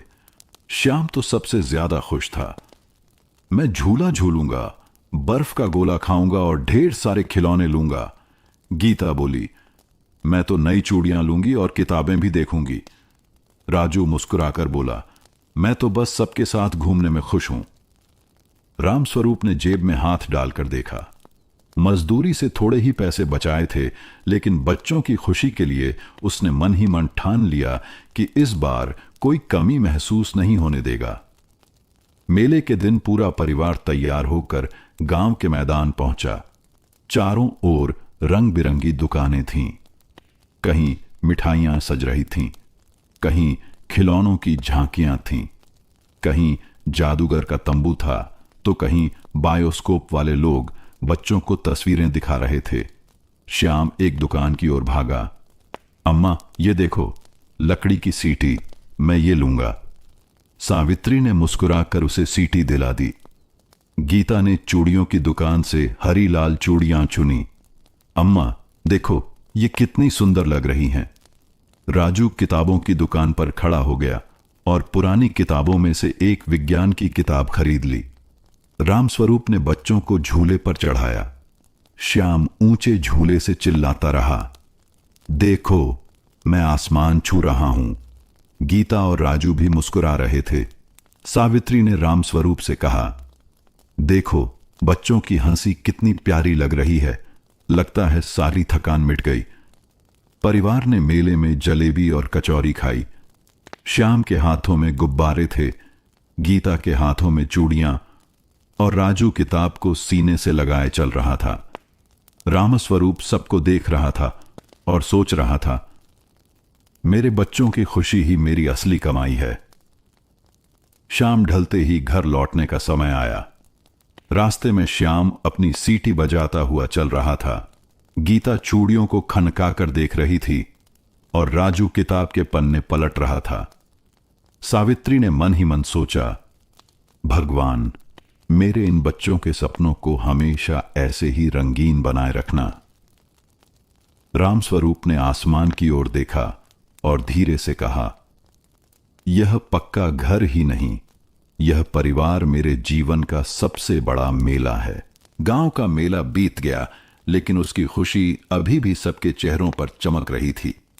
बच्चों के पास उनकी छोटी छोटी सौगातें थीं और रामस्वरूप के पास अपने परिवार की हंसी की याद। मगर जीवन हमेशा एक सा नहीं रहता। मेले के कुछ ही दिन बाद जिंदगी ने परिवार के सामने एक नया मोड़ ला दिया। रामस्वरूप सुबह सुबह गांव के खेतों में मजदूरी करने गया। अचानक काम करते समय उसका पैर फिसला और वह हल्की चोट खा बैठा। चोट गहरी तो नहीं थी, मगर उसके लिए काम रुक गया। सावित्री ने चिंतित होकर कहा, अजी, अब आप कुछ दिन आराम कर लीजिए। ज्यादा मेहनत करेंगे तो चोट बढ़ जाएगी। रामस्वरूप ने सिर हिलाकर कहा, लेकिन सावित्री, अगर मैं काम न करूं तो घर का चूल्हा कैसे जलेगा? यह सुनकर राजू आगे आया। बाबूजी, अब मैं बड़ा हो रहा हूं, स्कूल के साथ साथ थोड़ा काम भी संभाल लूंगा, आप चिंता मत करो। रामस्वरूप ने उसके सिर पर हाथ रखते हुए कहा, नहीं बेटा, तेरी जिम्मेदारी पढ़ाई है, काम मैं करूंगा। लेकिन राजू की आंखों में पहली बार दृढ़ता थी। बाबूजी, आपकी मेहनत ने हमें यहां तक पहुंचाया है, अब थोड़ा सा बोझ मुझे भी उठाने दीजिए। गीता ने भी कहा, अम्मा, मैं सिलाई बुनाई सीख लूंगी, गांव की औरतों के कपड़े सी सकती हूं, इससे कुछ पैसे घर में आ जाएंगे। सावित्री ने बेटी को गले लगाते हुए कहा, बिटिया, तेरी सोच ही हमें हिम्मत देती है। श्याम ने भी अपनी मासूम आवाज में कहा, अम्मा, मैं भी काम करूंगा, मैं बकरियां चराऊंगा ताकि बाबूजी को आराम मिले। सब हंस पड़े, लेकिन रामस्वरूप की आंखें भीग गईं। मेरे छोटे से बेटे को भी लगता है कि वह परिवार का सहारा बन सकता है, यही तो मेरी सबसे बड़ी दौलत है। उस रात सब आंगन में बैठे थे। रामस्वरूप बोला, यह घर मैंने पसीने से बनाया है, लेकिन अब इस घर की नींव तुम सबके सपनों और मेहनत से मजबूत होगी। शायद यही नया मोड़ है हमारे जीवन का। राजू ने किताब उठाकर कहा, बाबूजी, मैं वादा करता हूं कि पढ़ाई के साथ साथ आपकी मदद भी करूंगा। गीता बोली, और मैं अपने सपनों को छोड़ूंगी नहीं, मैं अध्यापिका जरूर बनूंगी। श्याम ने हाथ उठाकर कहा, और मैं सबको हंसाऊंगा ताकि कोई दुखी न रहे। सब हंस पड़े और आंगन की दीवारों में आशा की गूंज फैल गई। यह नया मोड़ कठिनाइयों से शुरू हुआ था, लेकिन अब परिवार ने समझ लिया था कि हर मुश्किल में वे साथ हैं। घर की ईंटें पसीने से जुड़ी थीं, पर दीवारें अब बच्चों की हिम्मत और सपनों से खड़ी हो रही थीं। रामस्वरूप की चोट के बाद घर की जिम्मेदारियां थोड़ी थोड़ी बांट दी गईं। राजू के मन में एक बात घर कर गई थी, अब मुझे भी घर की जिम्मेदारी उठानी होगी। राजू हर सुबह किताब लेकर स्कूल जाता, मगर अब उसके दिमाग में सिर्फ पढ़ाई ही नहीं, बल्कि यह भी रहता कि घर की हालत कैसे सुधरे। शाम को लौटकर वह बच्चों को ट्यूशन पढ़ाने लगा। गांव के 2-3 छोटे लड़के उसके पास पढ़ने आने लगे। उनके पिता ने राजू को 5-5 रुपए देना शुरू किया। राजू के लिए ये रुपए छोटे नहीं थे, बल्कि उम्मीद की पहली सीढ़ी थे। एक दिन जब राजू ने 5 रुपये की पहली गड्डी अपने हाथ में थामी, तो उसकी आंखों में चमक आ गई। वह दौड़ता हुआ घर पहुंचा और बोला, अम्मा, देखो, ये मेरी पहली कमाई है। सावित्री की आंखें भर आईं। बेटा, तू तो सच में अपने बाबूजी की ताकत बन गया। रामस्वरूप खाट पर बैठे थे। राजू ने पैसे उनके हाथ में रख दिए। बाबूजी, ये पैसे आपके हैं। आपने हमेशा हमें खिलाया पिलाया, अब मेरी बारी है। रामस्वरूप की आंखें नम हो गईं। बेटा, ये 5 रुपये नहीं, बल्कि तेरी मेहनत और मेरा गर्व है। तूने आज मेरी सारी तकलीफें हल्की कर दी। गीता बोली, भैया, ये तो बहुत बड़ी बात है। अब तो मैं भी जल्दी से कुछ सीख कर घर की मदद करूंगी। श्याम कूदकर बोला, भैया, अब तुम हमें जलेबी भी खिलाओगे ना? सब हंस पड़े और राजू ने वादा किया कि रविवार को पूरे परिवार को जलेबी खिलाएगा। रविवार आया। राजू ने अपनी पहली कमाई में से कुछ पैसे निकालकर बच्चों को जलेबी खिलाई। श्याम तो खुश होकर बोला, भैया, ये जलेबी तो आज सबसे मीठी लग रही है। सावित्री ने मन ही मन सोचा, बेटों की मेहनत और बेटियों के सपनों से ही घर रोशन होता है। राजू की पहली कमाई ने पूरे घर में नई रौनक भर दी। ये सिर्फ रुपये नहीं थे, बल्कि संघर्ष से मिली पहली जीत थी। रामस्वरूप ने सोचा, आज मेरा बेटा मेरे कंधे का बोझ बांट रहा है।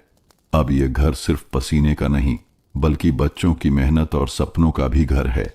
राजू की पहली कमाई ने घर में नई उमंग भर दी थी। सावित्री और रामस्वरूप के दिल में अब यह विश्वास गहरा हो गया था कि उनके बच्चे जीवन में कुछ बड़ा कर सकते हैं। गीता, जो अब किशोरावस्था में पहुंच रही थी, मन ही मन एक सपना संजो रही थी। मैं पढ़ लिख कर अध्यापिका बनूंगी। गीता स्कूल में सबसे होशियार छात्राओं में गिनी जाती थी। अध्यापक अक्सर कहते, गीता, अगर तुम इसी तरह पढ़ाई करती रही तो तुम जरूर आगे बढ़ोगी। ये सुनकर गीता के दिल में उम्मीदें और बढ़ जाती। वह रात को दीपक की टिमटिमाती रोशनी में देर तक पढ़ाई करती रहती।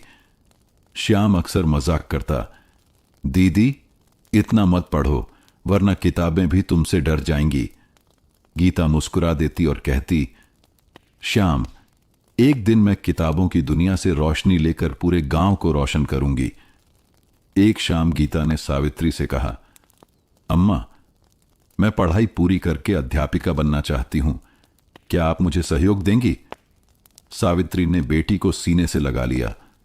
बेटिया, तेरे सपनों पर कोई पहरा नहीं लगेगा। तेरे बाबूजी और मैं दोनों तुझे पूरा सहारा देंगे। रामस्वरूप ने भी वहीं खड़े होकर कहा, बेटिया, मैं मजदूर हूं, मेरी जेब भले ही खाली हो, लेकिन मेरी हिम्मत तेरे साथ है। तू पढ़, मैं हर हाल में तुझे आगे बढ़ाऊंगा। गीता की आंखों में आंसू थे, लेकिन वे आंसू डर के नहीं, बल्कि आत्मविश्वास के थे। अगले हफ्ते स्कूल में एक निबंध प्रतियोगिता हुई। विषय था मेरे जीवन का सपना। गीता ने पूरे मन से निबंध लिखा। उसने लिखा, मेरा सपना है कि मैं अध्यापिका बनूं, ताकि हर उस बच्चे को पढ़ा सकूं जिसके पास किताबें खरीदने के पैसे नहीं हैं। मैं चाहती हूं कि कोई भी बच्चा सिर्फ गरीबी की वजह से अनपढ़ न रह जाए। जब उसके निबंध को पहला स्थान मिला तो पूरा स्कूल तालियों से गूंज उठा। अध्यापक ने उसकी पीठ थपथपाई और कहा, गीता, तुम्हारा सपना बहुत बड़ा है और सच्चा भी। मेहनत करोगी तो एक दिन जरूर पूरा होगा। गीता घर लौटी और खुशी खुशी पहला पुरस्कार अपने बाबूजी के हाथ में रख दिया। रामस्वरूप ने उसे गले से लगा लिया। बिटिया, तेरे सपनों ने आज मेरे घावों का दर्द भुला दिया। राजू बोला, दीदी, एक दिन मैं तेरे स्कूल के बच्चों को किताबें बांटूंगा। श्याम चिल्लाया, और मैं सबको हंसाऊंगा। घर में हंसी और उम्मीद की गूंज गूंज उठी। गीता का सपना अब परिवार का सपना बन चुका था। रामस्वरूप ने मन ही मन कहा, आज तक मैंने अपने बच्चों के लिए ईंट ईंट जोड़कर पक्का घर बनाया। अब ये बच्चे अपने सपनों की ईंटों से इस घर को रोशनी से भरेंगे। घर में अब उम्मीदों की रोशनी थी। राजू की मेहनत, गीता का सपना और सावित्री रामस्वरूप का सहारा। लेकिन इस सब के बीच सबसे प्यारी रोशनी थी छोटे श्याम की मासूमियत और शरारतें। श्याम की आदत थी कि वह हर बात को खेल बना देता। कभी गीता की किताब छुपा देता, कभी राजू की पेंसिल से खिलौने बनाता, तो कभी अम्मा के आटे में अपनी हथेली का निशान छोड़ देता। एक दिन सुबह सुबह श्याम ने सोचा कि क्यों ना गांव के मुर्गे को पकड़कर घर लाया जाए।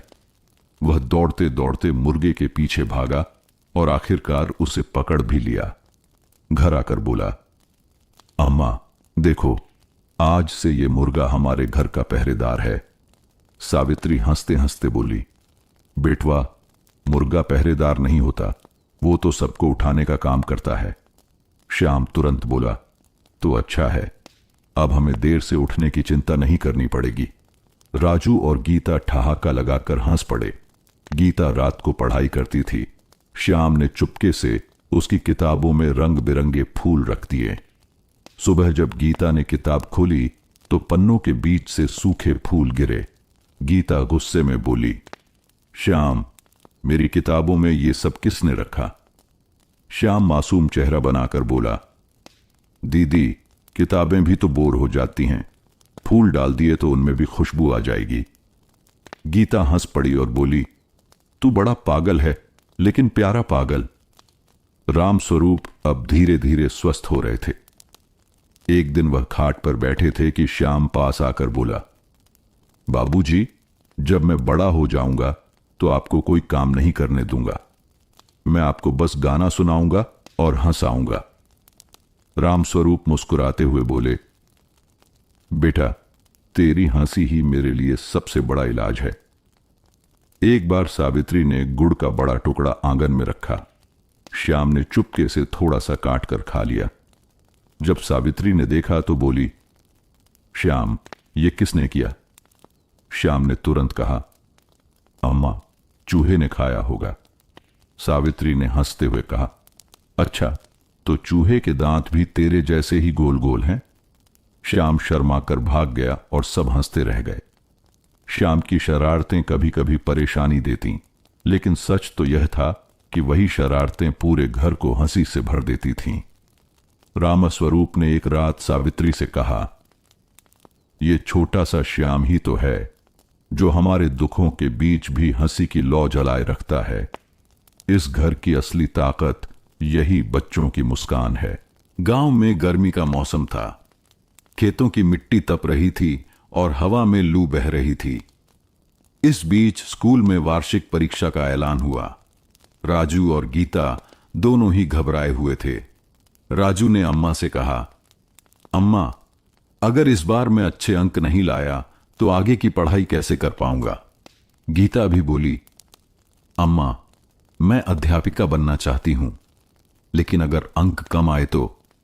सावित्री ने दोनों के सिर पर हाथ फेरते हुए कहा, बेटवा और बिटिया, डर से कभी कोई जीत नहीं सकता।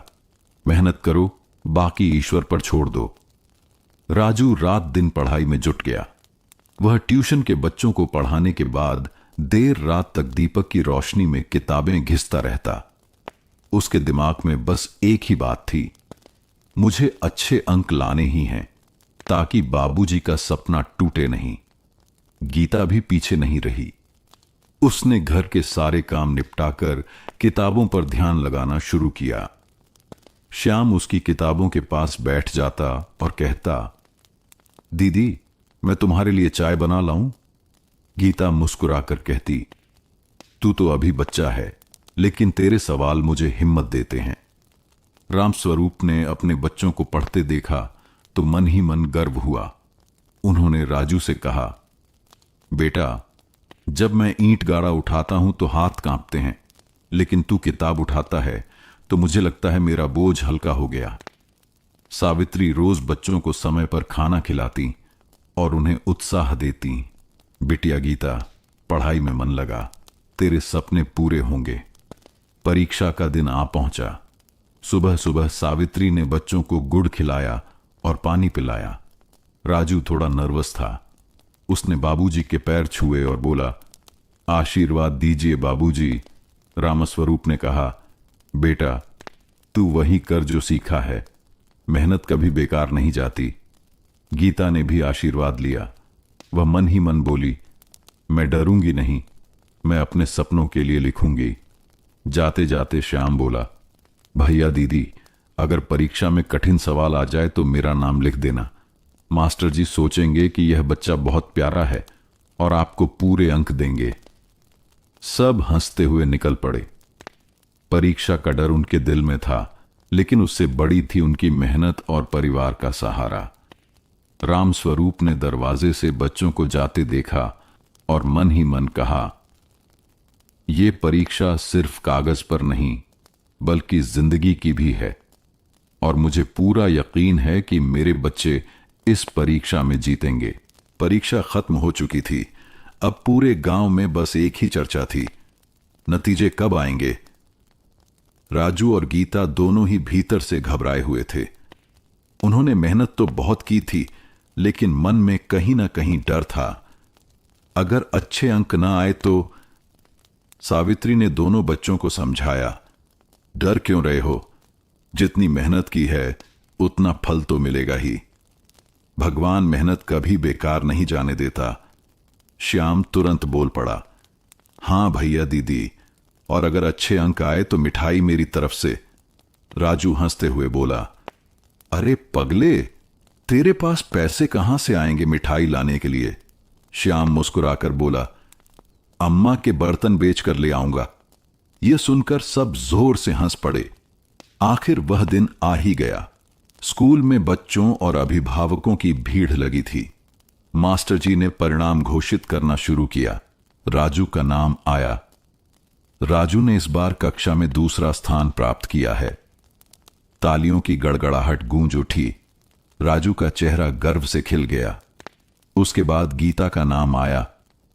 गीता ने इस बार कक्षा में पहला स्थान प्राप्त किया है। पूरा स्कूल गूंज उठा। गीता की आंखों में चमक थी, उसके हाथ कांप रहे थे, लेकिन मन में आत्मविश्वास उमड़ आया। घर लौटते ही गीता ने अपना रिपोर्ट कार्ड बाबूजी के हाथ में रखा। रामस्वरूप ने आंसुओं से भरी आंखों से कहा, बिटिया, तूने तो इस बूढ़े बाप का सीना चौड़ा कर दिया। यह घर आज सच में पक्का हो गया है। सावित्री ने दोनों बच्चों को सीने से लगा लिया। मेरे लाल और बिटिया, आज मेरे पसीने का हर कतरा सफल हो गया।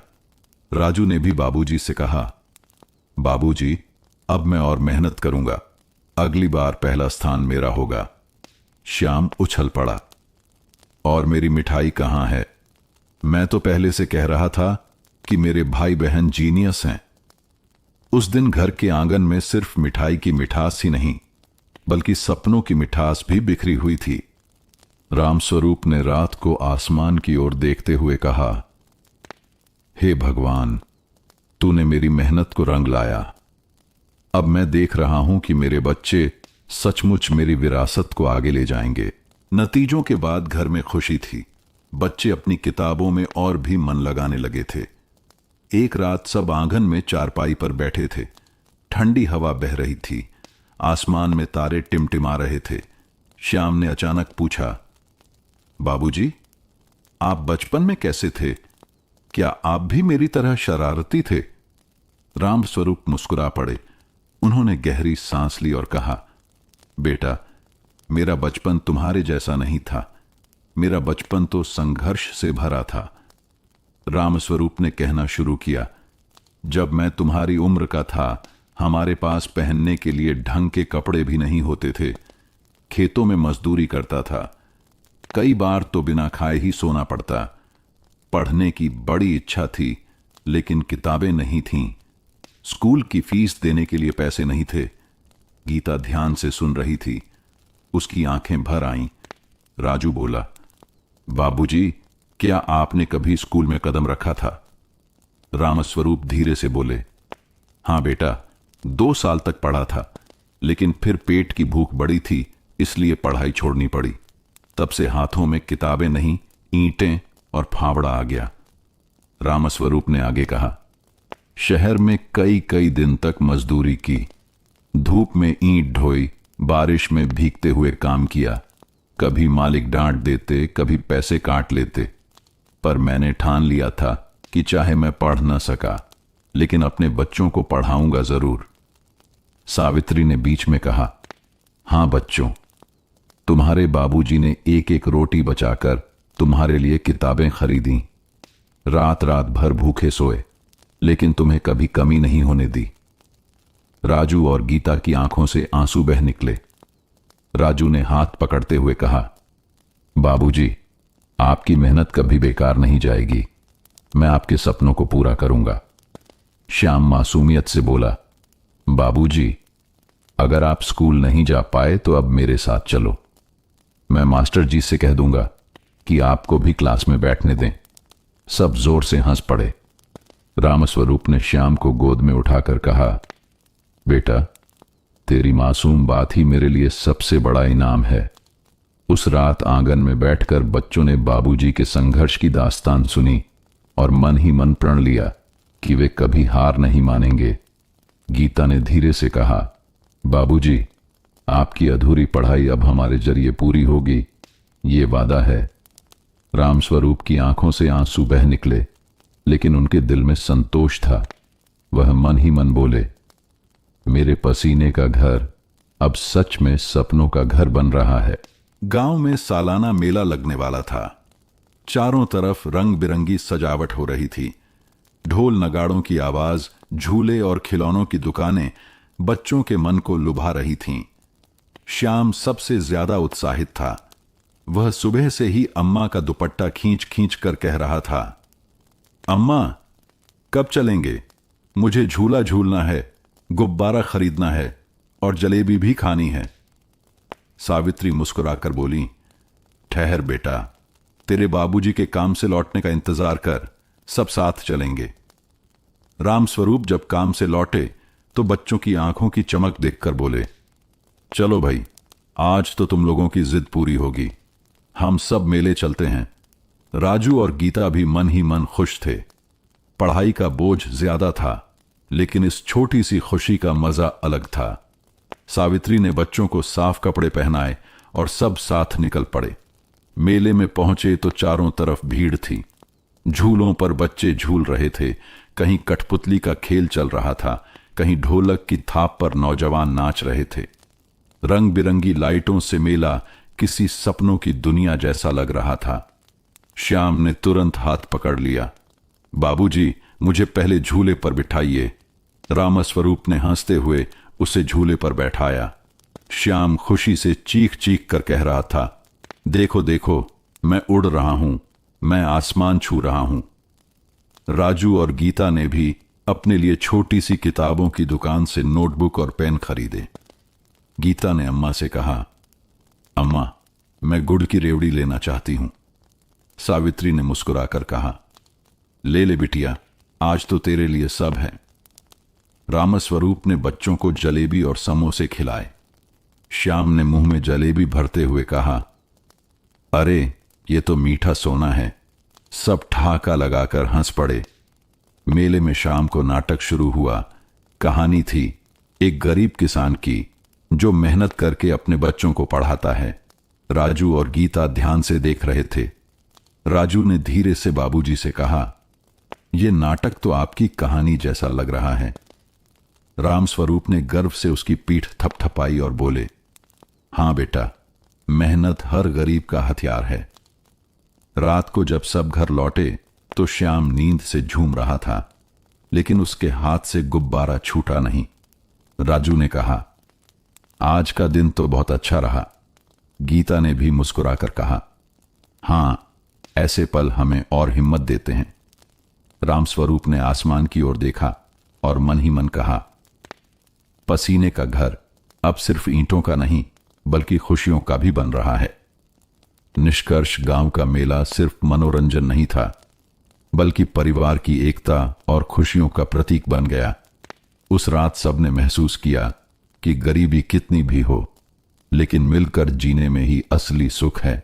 मेले के बाद घर का माहौल कुछ हल्का फुल्का था, लेकिन रात को चारपाई पर लेटे हुए राजू की आंखों में नींद नहीं थी। वह आसमान के तारों को देख रहा था और सोच रहा था, मैं बड़ा होकर क्या बनूंगा? बाबूजी की तरह मजदूरी या कुछ अलग? राजू के दिमाग में कई सवाल घूम रहे थे। वह खुद से कह रहा था, बाबूजी ने इतना संघर्ष किया है, अगर मैं भी मजदूर बन गया तो उनका सपना अधूरा रह जाएगा। मुझे कुछ बड़ा करना होगा। तभी गीता की नींद खुली। उसने धीरे से पूछा, भैया, सोए क्यों नहीं? राजू बोला, बिटिया, मैं सोच रहा हूं कि हमें आगे बढ़ना है। मैं चाहता हूं कि बाबूजी को कभी मजदूरी ना करनी पड़े। उनका पसीना सिर्फ इस घर की ईंटों में नहीं, हमारे सपनों में भी झलके। गीता मुस्कुराई और बोली, हां भैया, मैं भी यही चाहती हूं। तुम जो सपना देखो, मैं तुम्हारे साथ हूं। अगली सुबह राजू ने बाबूजी और अम्मा से कहा, बाबूजी, मैं आगे पढ़कर अफसर बनना चाहता हूं, ताकि गांव और हमारे जैसे गरीबों की मदद कर सकूं। रामस्वरूप कुछ पल चुप रहे, फिर उनकी आंखें भर आईं। बेटा, यह सपना बड़ा है, लेकिन याद रखना, बड़ा सपना मेहनत मांगता है। क्या तू इतनी मेहनत कर पाएगा? राजू ने आत्मविश्वास से कहा, हां बाबूजी, मैं दिन रात पढ़ाई करूंगा। आपके संघर्ष ने ही मुझे यह सपना दिया है। सावित्री ने उसका माथा चूमते हुए कहा, बेटा, तू मेरा शेर है। तू जरूर सफल होगा। श्याम बीच में कूद पड़ा। भैया, जब तुम अफसर बनोगे तो क्या मुझे भी बड़ी मोटी किताबें दोगे? राजू हंसते हुए बोला, हां, तुझे किताबें भी दूंगा और तेरे लिए एक बड़ी साइकिल भी लाऊंगा। श्याम खुशी से उछल पड़ा। उस रात राजू का सपना सिर्फ उसका नहीं रहा, वह पूरे परिवार का सपना बन गया। रामस्वरूप ने मन ही मन कहा, हे भगवान, इस बच्चे की राह आसान करना। मेरा अधूरा सपना अब इसके जरिए पूरा होगा। आंगन के ऊपर आसमान के तारे चमक रहे थे, मानो राजू के नए सफर को आशीर्वाद दे रहे हों। राजू के अफसर बनने के सपने ने पूरे घर में नई ऊर्जा भर दी थी। अब गीता भी चुपचाप अपने मन में सोचने लगी, क्या सिर्फ भैया ही सपने देख सकते हैं? क्या मैं नहीं? मुझे भी कुछ करना है। एक शाम गीता आंगन में बैठी थी। उसके हाथ में किताब थी, लेकिन वह पढ़ नहीं रही थी। सावित्री ने देखा और पूछा, क्या हुआ बिटिया, पढ़ाई क्यों नहीं कर रही? गीता ने हिचकिचाते हुए कहा, अम्मा, मैं भी पढ़कर कुछ बनना चाहती हूं, सिर्फ घर गृहस्थी तक सीमित नहीं रहना चाहती। सावित्री ने हैरानी से उसकी ओर देखा और फिर मुस्कुराकर बोली, अरे बिटिया, ये तो बहुत अच्छा है। तू बता, क्या बनना चाहती है? गीता की आंखों में चमक थी। मैं टीचर बनना चाहती हूं अम्मा, ताकि गांव की लड़कियां भी पढ़ सकें। मुझे नहीं अच्छा लगता जब पड़ोस की बेटियां स्कूल छोड़ देती हैं। रात को गीता ने बाबूजी और राजू के सामने भी अपनी बात रखी। बाबूजी, मैं भी पढ़कर मास्टरनी बनना चाहती हूं, ताकि और बेटियां भी अपने सपनों की उड़ान भर सकें। रामस्वरूप कुछ देर तक गीता को देखते रहे, फिर बोले, बिटिया, तूने मेरे दिल को खुश कर दिया। तू वो करेगी जो तेरी अम्मा अपने समय में नहीं कर सकी। मैं तुझे हर हाल में पढ़ाऊंगा। राजू ने तुरंत कहा, गीता, तू चिंता मत कर, मैं भी तेरी मदद करूंगा। हम दोनों मिलकर बाबूजी का नाम रोशन करेंगे। श्याम ने उत्साह से कहा, दीदी, जब तुम मास्टर नहीं बनोगी तो क्या मुझे बिना होमवर्क के पास कर दोगी? गीता हंस पड़ी और बोली, नहीं श्याम, तुझे तो सबसे ज्यादा होमवर्क मिलेगा। उस रात गीता ने अपनी कॉपी खोली और सबसे ऊपर लिख दिया, मेरा सपना मास्टर नहीं बनना। उसने तय कर लिया कि अब चाहे कितनी भी कठिनाई आए, वह पीछे नहीं हटेगी। गीता के इस फैसले से घर में नई रोशनी आ गई। अब राजू और गीता दोनों अपने अपने सपनों की ओर बढ़ने लगे। रामस्वरूप और सावित्री को लगा कि उनके संघर्षों का फल मिल रहा है। रामस्वरूप ने आसमान की ओर देखते हुए कहा, मेरे बच्चों की उड़ान अब शुरू हो गई है। यही मेरे जीवन की सबसे बड़ी जीत है। राजू और गीता ने अपने अपने सपनों की उड़ान शुरू कर दी थी, लेकिन सपनों का रास्ता कभी आसान नहीं होता। राजू सुबह 4 बजे उठ जाता, दीपक की हल्की रोशनी में किताबें खोलकर पढ़ता। वह गणित के सवाल हल करता, इतिहास के अध्याय याद करता और अंग्रेजी के शब्द लिख लिख कर सीखता। अम्मा कई बार कहती, बेटा थोड़ा सो भी ले, आंखें थक जाएंगी। लेकिन राजू हंसकर कहता, अम्मा, नींद बाद में ले लूंगा, पहले बाबूजी का सपना पूरा कर लूं। गीता भी पढ़ाई में मन लगाती, लेकिन उसके सामने सबसे बड़ी दिक्कत थी पुस्तकें। कई बार उसे पुरानी फटी हुई किताबों से ही पढ़ना पड़ता। वह कहती, अगर मेरे पास भी नई किताबें होती तो मैं और अच्छा पढ़ पाती। राजू उसे समझाता, गीता, किताबें पुरानी हों या नई, अगर इरादा मजबूत हो तो सीख वहीं मिलेगी। तू हिम्मत मत हार। उधर रामस्वरूप मजदूरी में और भी जी जान से जुट गए थे। वह सोचते, मेरे बच्चों के सपनों में कमी ना आने दूं, चाहे अपनी थकान क्यों ना बढ़ानी पड़े। कभी कभी वे देर रात तक ईंट ढोते, हाथ छिल जाते, पैर सूज जाते, लेकिन चेहरा बच्चों के सामने हमेशा मुस्कुराता रहता। सावित्री कई बार कहती, इतना मत करिए, शरीर भी तो संभालना है। रामस्वरूप जवाब देते, जब तक शरीर में जान है मैं अपने बच्चों के लिए मेहनत करता रहूंगा। गांव के कुछ लोग ताना मारते, रामस्वरूप, क्यों बच्चों को इतना पढ़ा रहे हो? पढ़ लिख कर क्या करेंगे? आखिरकार तो मजदूरी ही करनी पड़ेगी। रामस्वरूप यह सुनकर बस मुस्कुरा देते। उनका जवाब था, आज मैं मजदूर हूं, लेकिन मेरे बच्चे मजदूर नहीं रहेंगे। उनका पसीना उनकी कलम से गिरेगा, हथौड़े से नहीं। इस तरह राजू और गीता पढ़ाई की राह पर बढ़ते गए। कभी नींद से लड़ाई, कभी किताबों की कमी, कभी पैसे की तंगी, लेकिन उनका हौसला टूटता नहीं था। राम स्वरूप और सावित्री का विश्वास और बच्चों की मेहनत मिलकर उस सपने को आकार देने लगे जिसे वे पसीने का घर कहते थे। साल भर की मेहनत के बाद आखिर वह दिन आ गया जिसका इंतजार राजू और गीता दोनों कर रहे थे। वार्षिक परीक्षा। परीक्षा से एक रात पहले राजू अपनी किताबों पर झुका हुआ था। वह हर सवाल को बार बार दोहरा रहा था।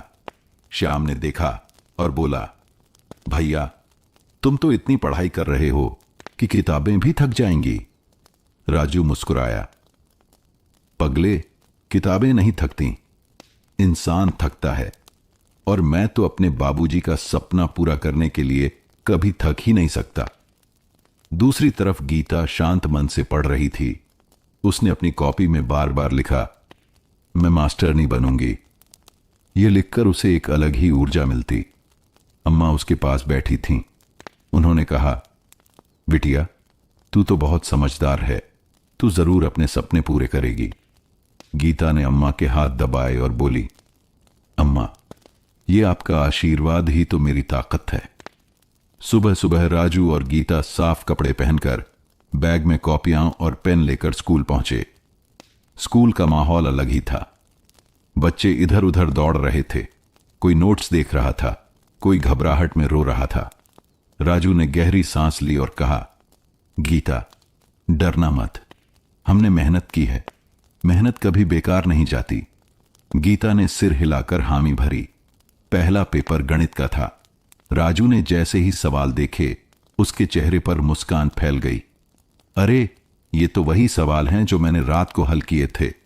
वह तेजी से लिखने लगा। गीता भी आत्मविश्वास से सवाल हल कर रही थी। कभी रुककर सोचती, फिर धीरे धीरे हर जवाब लिख देती। शाम को दोनों जब घर लौटे तो बाबूजी दरवाजे पर इंतजार कर रहे थे। कैसा रहा पहला पेपर? राजू बोला।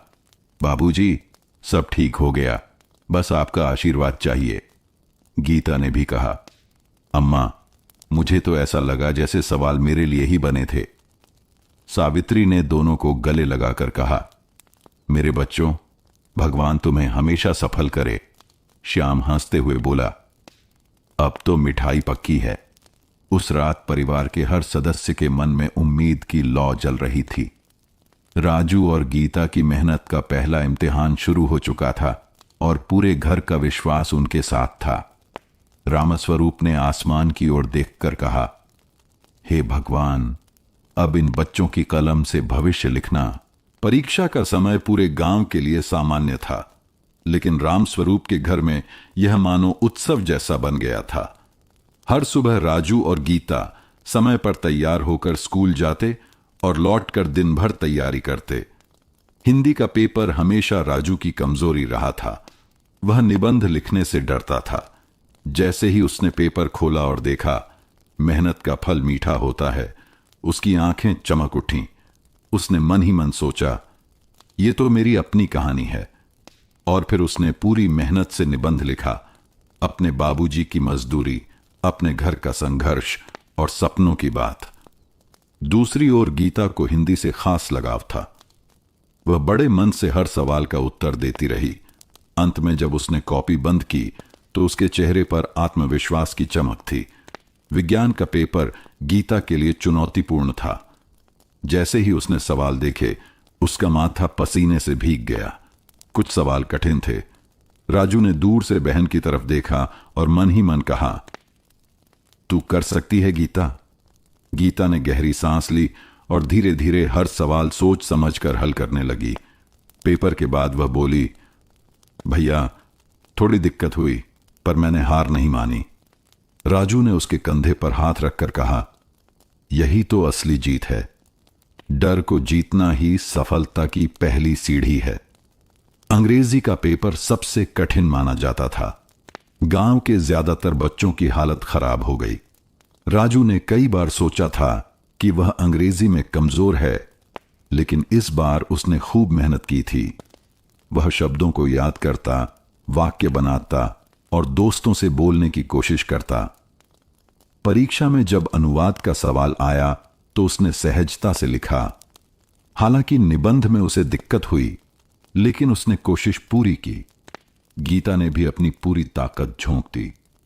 जब पेपर खत्म हुआ तो दोनों ने राहत की सांस ली। हर शाम जब बच्चे परीक्षा से लौटते तो सावित्री उनके लिए गुड़ और दूध तैयार रखती। वह कहती, ये तुम्हारे लिए ऊर्जा का काम करेगा। रामस्वरूप हर दिन दरवाजे पर खड़े होकर पूछते, बेटा आज कैसा गया? और जब बच्चे मुस्कुराते हुए कहते, अच्छा गया बाबूजी, तो उनका दिल भर आता। श्याम मजाक करता, जब तुम्हारे सारे पेपर खत्म हो जाएंगे तो मैं भी छुट्टी मनाऊंगा। परीक्षा के दिन धीरे धीरे गुजरते रहे। हर पेपर बच्चों की मेहनत और हिम्मत की कहानी बनता गया। अब राजू और गीता को इंतजार था परिणाम का।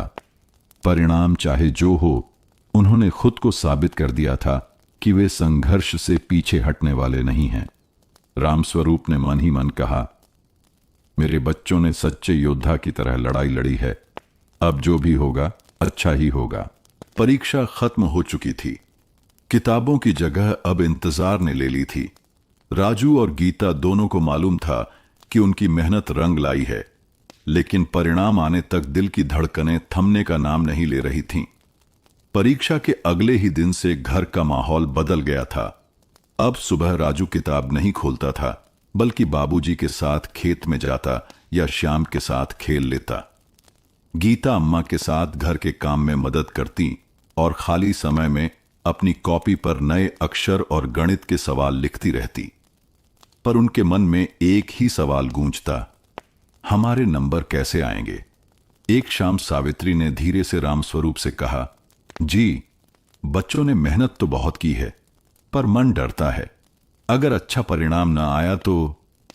रामस्वरूप ने गंभीर होकर कहा, सावित्री, मेहनत कभी बेकार नहीं जाती। अगर नंबर कम भी आए तो भी ये बच्चे जीत गए हैं। उन्होंने हार मानना नहीं सीखा। श्याम बीच में बोल पड़ा, अम्मा, भैया और दीदी तो पास ही होंगे, मुझे तो बस मिठाई का इंतजार है। सब हंस पड़े, लेकिन इस हंसी के पीछे भी एक अनजाना डर छिपा था। गांव के स्कूल में भी बच्चों और अभिभावकों के बीच परिणाम को लेकर हलचल थी। बच्चे आपस में पूछते, तेरा गणित कैसा हुआ? अरे, मुझे तो अंग्रेजी में डर है। राजू और गीता भी जब तब यह बातें सुनते तो उनका दिल और तेज धड़कने लगता। रात को जब सब सो जाते तब राजू और गीता छत पर बैठकर आसमान देखते। राजू कहता, गीता, अगर हम अच्छे नंबर से पास हुए तो बाबूजी को कितनी खुशी होगी? गीता जवाब देती, हां भैया, और अगर नहीं हुए तो बाबूजी निराश तो नहीं होंगे? राजू तुरंत कहता, नहीं गीता, बाबूजी कभी निराश नहीं होंगे।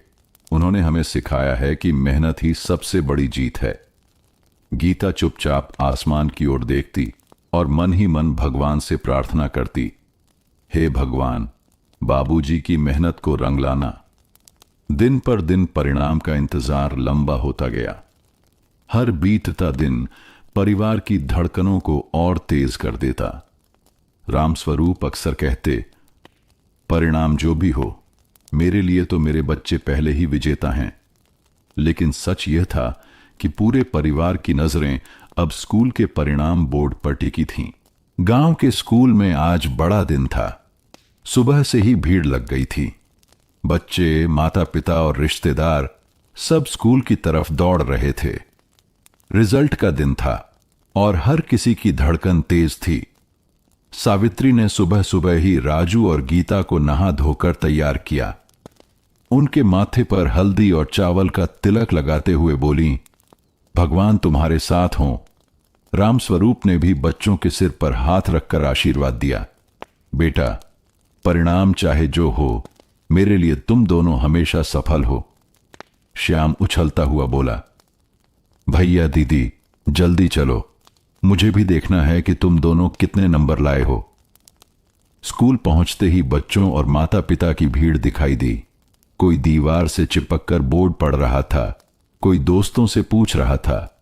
शोरगुल में बच्चों की हंसी और घबराहट दोनों गूंज रही थीं। राजू का दिल जोर जोर से धड़क रहा था। उसने गीता का हाथ पकड़ा और धीरे से कहा, गीता, डर मत, देख, हमने मेहनत की है, भगवान पर भरोसा रख। अचानक मास्टर जी ने घोषणा की, सभी बच्चे ध्यान दें, इस साल का रिजल्ट बोर्ड पर लगा दिया गया है। भीड़ एकदम से बोर्ड की ओर टूट पड़ी। राजू और गीता भी धीरे धीरे आगे बढ़े। राम स्वरूप और सावित्री थोड़ा पीछे खड़े होकर बच्चों को देख रहे थे। राजू ने सबसे पहले बोर्ड पर अपनी कक्षा का रिजल्ट ढूंढा। उसकी आंखें अपने नाम पर अटक गईं। राजू, प्रथम श्रेणी। राजू की आंखों में चमक आ गई। उसने तुरंत गीता का नाम ढूंढा और देखा, गीता, द्वितीय श्रेणी। राजू खुशी से चिल्लाया, गीता, हम दोनों पास हो गए और अच्छे नंबर से। गीता की आंखें आंसुओं से भर आईं। उसने कहा, भैया, अब बाबूजी का सपना पूरा होगा। रामस्वरूप दौड़कर बच्चों के पास पहुंचे। उन्होंने दोनों को गले से लगा लिया और बोले, मेरे लाल, तुमने सच में मेहनत का फल दिखा दिया। मेरी मेहनत बेकार नहीं गई। सावित्री की आंखों से आंसू बह रहे थे। उन्होंने कहा, भगवान ने हमारी दुआ सुन ली।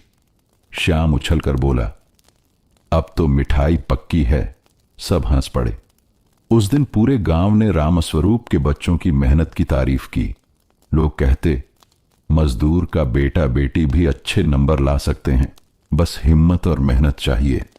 रामस्वरूप ने आसमान की ओर देखते हुए मन ही मन कहा, हे भगवान, आज मेरा घर सच में पसीने से बने उस महल जैसा लग रहा है